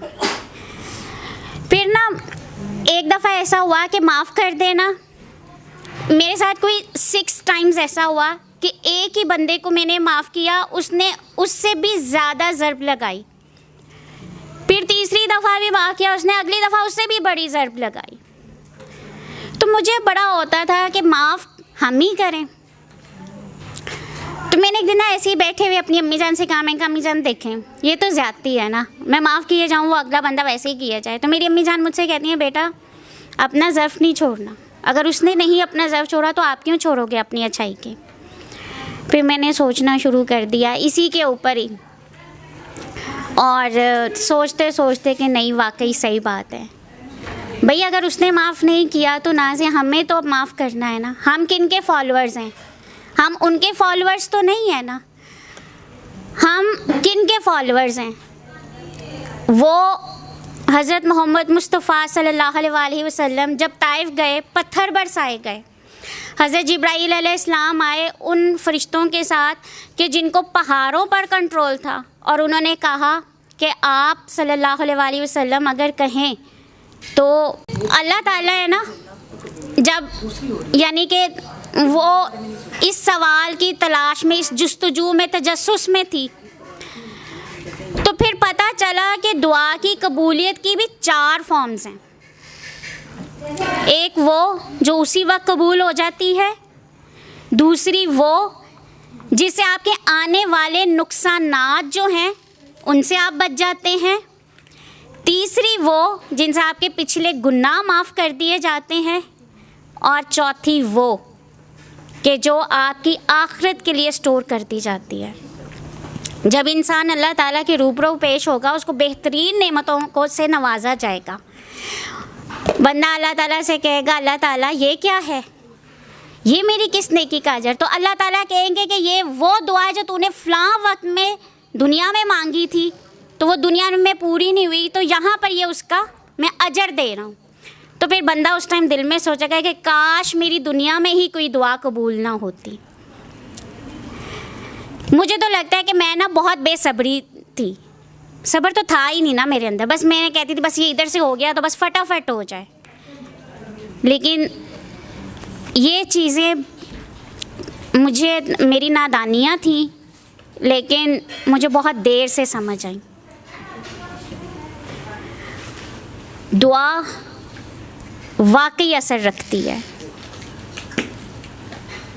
दिल से सबको माफ़ करके, दिल को साफ़ करके, यकीन के साथ जब मांगी जाती है ना, मैं अब मांगती हूँ, मैं ये नहीं कहती कि अल्लाह जी ये कबूल है, नहीं है, क्योंकि मुझे पता है कि वो सुन रहा है, शारक से ज़्यादा करीब है, दिल में आने वाले ख्यालात को भी जानते हैं। जब से मैंने इस चीज़ को प्रैक्टिस करना शुरू किया, आप यकीन करें कि वाकई ऐसा हुआ कि दिल में आने वाले ख्यालात जो थे ना, वो सिर्फ मेरे और अल्लाह जी के दरमियान में होते थे, और वो मामलात सुलझने लग गए। दुआ में मांग रही होती थी, और फिर मुझे खुद यानी कि एहसास हुआ कि एक दिन बहुत बड़ा नुकसान होते होते बच गया। तो फिर मुझे समझ में आया कि वाकई ये मेरी दुआ उधर लग रही थी। मैंने जब दुआ करवानी शुरू की, दुआ बताई, सूरा रहमान का बताया। मेरी फ्रेंड की कार में सूरा रहमान लगी हुई थी, उसका रोड एक्सीडेंट हुआ, और वो कहती है कि समीरा पता है क्या हुआ, अगले वाले की गाड़ी का बचा कुछ नहीं और मेरी गाड़ी का हुआ कुछ नहीं। तो वो कहती है कि ये खुद उसके अल्फाज थे कि ये सूरा रहमान की बरकत थी। सूरा रहमान की बरकत है कि मेरी गाड़ी को कुछ भी नहीं हुआ। फिर उसने अपने घर पर भी लगानी शुरू कर दी। कहाँ वो गाड़ी में लगाती थी, पहले तो वो लगा ही नहीं रही थी, फिर उसने लगानी शुरू की, फिर उसने अपने घर पर लगानी शुरू कर दी। उसके अपने हस्बैंड के साथ कुछ इख्तलाफात थे, वो अपने घर आई हुई थी और जो मामलात थे उसके वो बस इस तरह थे कि पैचअप नहीं हो रहे थे। और फिर ऐसा हुआ कि एक दिन वो अपने घर थी और वो खुद भी नहीं बता सकी, तो उसके घर वालों ने बताया कि वो सूरह रहमान की बरकत थी। मैंने जितनों को बताया, अल्हम्दुलिल्लाह, आज सुबह भी मैंने आज एक बुज़ुर्ग को सुनवाई जो बहुत तकलीफ़ में थे और वो कह रहे थे कि मुझे समझ नहीं आ रही, और वो कह रहे थे कि मैं दुआएं मांग रहा हूँ, मेरी दुआएं पता नहीं किधर जा रही हैं या कबूल नहीं हो रही हैं, अल्लाह जी पता नहीं मेरी सुन भी रहे हैं कि नहीं। और आज मैंने उनसे कहा कि अच्छा आप आंखें बंद करें, दिल में 3 मरतबा अल्लाह को पुकारें, दिल को साफ़ करें और सबको माफ़ कर दें। और जब उन्होंने सूरह रहमान सुनी तो उसके बाद उनके तासुरात ये थे कि मुझे सुकून मिला और अब मुझे लगा कि मेरे जो मामला थे ना 1-2 वो अब सुलझ जाएंगे। मैं अगर बताने बैठूं तो बहुत ज़्यादा हैं एक्सपीरियंसेस मेरे, क्योंकि मैं जैसे जैसे करती जा रही थी मुझे सुकून आ रहा था, तो मुझे जैसे जैसे कोई बताता था ना ये हो गया, तो मैं उसको भी इस तरह ही बता रही होती थी। और कोई इस तरह से भी कह देता था कि नहीं मेरे पास सूरह रहमान नहीं है, अब मैं कैसे डाउनलोड करूं, तो मैं उन्हें सूरह रहमान की सीडी प्रोवाइड करती थी कि आप सुने, सिर्फ सुन लें, और जब आपको सुकून मिल जाए तो फिर आपने आगे भी बताना है। और मैं कोशिश करूँगी कि इंशाल्लाह ताला उन लोगों को भी यहाँ पर लाऊं ताकि वो भी अपने अपने एक्सपीरियंसेस आप लोगों के साथ शेयर करें। अच्छा, बैक इन 2015 आवाज़ आ रही है, मुझे पैल्पिटेशंस होती थी, ठीक है, और मुझे एकदम से रेस्टलेसनेस होती थी। तो मेरी सर से बात हुई थी फ़ोन पर और उन्होंने मुझे ये दुआ का तरीका बताया, और फिर जब मैंने इसको 3 बार शुरू किया तो उससे ये हुआ कि मेरे जो पैल्पिटेशंस हैं वो ख़त्म हो गई, वो जो पैनिक अटैक्स होते थे वो ख़त्म हो गए। मैं लेक्चर देती हूँ बेसिकली ना यूनिवर्सिटीज़ में, तो वो लेक्चर देते देते ना मुझे पैल्पिटेशंस ऐसे होती थी कि I had to sit down, फिर मैं ब्रेक ले लेती थी, फिर मेरे स्टूडेंट्स हैरान होते कि इसको क्या हो रहा है। तो मतलब वो मेरी ना एक प्रोफेशन में एक ग्लिच आ जाती थी। लेकिन फिर जब से मैंने ये दुआ की और ये चीज़ एक्सपीरियंस की तो उसकी वजह से फिर आई केम आउट ऑफ दैट। और उसके अलावा वो जो सर कहते हैं कि माफ़ करना है, वो मेरे से फ़र्स्ट टाइम माफ़ नहीं किया जा रहा था, बिकॉज इट्स वेरी हार्ड। आप माफ़ इतने आराम से नहीं कर सकते, लेकिन जब आप माफ़ कर देते हो आप खुद भी सुकून में आ जाते हो। और उसके अलावा फिर आपकी जनरल लाइफ में चीज़ें बेहतर होने शुरू हो जाती हैं। हमारी ईगो बेसिकली जो होती है ना वो हमें इस चीज़ अमर की तरफ आने नहीं देती। जी ऐसे ही है। करने का जो बेसिकली होता है वो अपनी शख्सियत की जो होती है नफ़ी होती है। वो बेसिकली आप ईगोइस्टिक हो जाते हो ना, और आपकी ईगो जो है वो फिर आपको इजाज़त नहीं दे रही होती कि भाई हम कैसे माफ़ कर दें, उसने हमें ऐसे हर्ट किया है तो हम कैसे माफ़ कर दें। वो मैं आ जाती है ना, मैं बीच में आ जाती है, फिर उसको ख़त्म करना पड़ता है, अल्लाह से लिंक होना पड़ता है, बट वो बहुत इंपॉर्टेंट चीज़ है। फिर 2019 में मेरे अब्बू को TIA हुआ था, तो उनको कसीदा सुनाने के लिए सर ने कहा था, तो अल्लाह ताला के हुक्म से अब्बू काफ़ी जल्दी रिकवर कर गए थे उस चीज़ से। तो मतलब हम लोग की फ़ैमिली में एक्सपीरियंसेस हैं। और अभी आई थिंक मैं 3 सालों बाद सर को विज़िट कर रही हूँ। पहले सर हॉस्पिटल के उसमें बैठते थे, तो बस आगे करवाती हैं तो आप। अच्छा, ये एक बड़ी अजीब सी बात है, मैं आप प्लीज़ चुप करके सुन लें, ये सारी दुआ ही हो रही है, जो तजर्बा बता रही है ना ये भी दुआ का हिस्सा है। मैं बेसिकली इंग्लैंड में रहती हूँ, ठीक है, तो वहाँ पर जो लोग मुझे अपने एक्सपीरियंसेस बताते हैं ना, प्रॉब्लम्स बताते हैं, मेरी पूरी कोशिश होती है कि मैं उन्हें दुआ करा दूँ, लेकिन I don't know, somehow they don't want to do it. person? No they just don't believe के ये 3 बार आप दिल साफ़ करके बोलोगे तो आपकी प्रॉब्लम सॉल्व हो जाएगी. They don't believe it.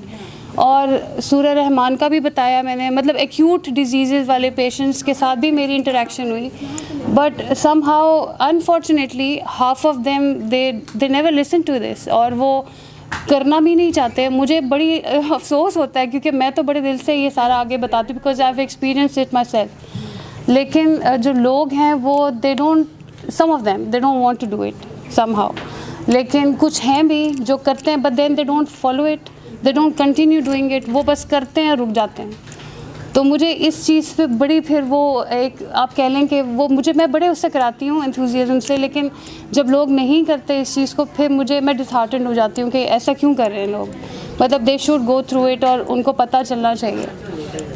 तो मुझे बस इस चीज़ से थोड़ा सा होता है कि लोग क्यों इस चीज़ को सीरियसली नहीं लेकर चलते, जबकि मेरा अपना एक्सपीरियंस है और मैं अपना एक्सपीरियंस शेयर भी करती हूँ लोगों के साथ.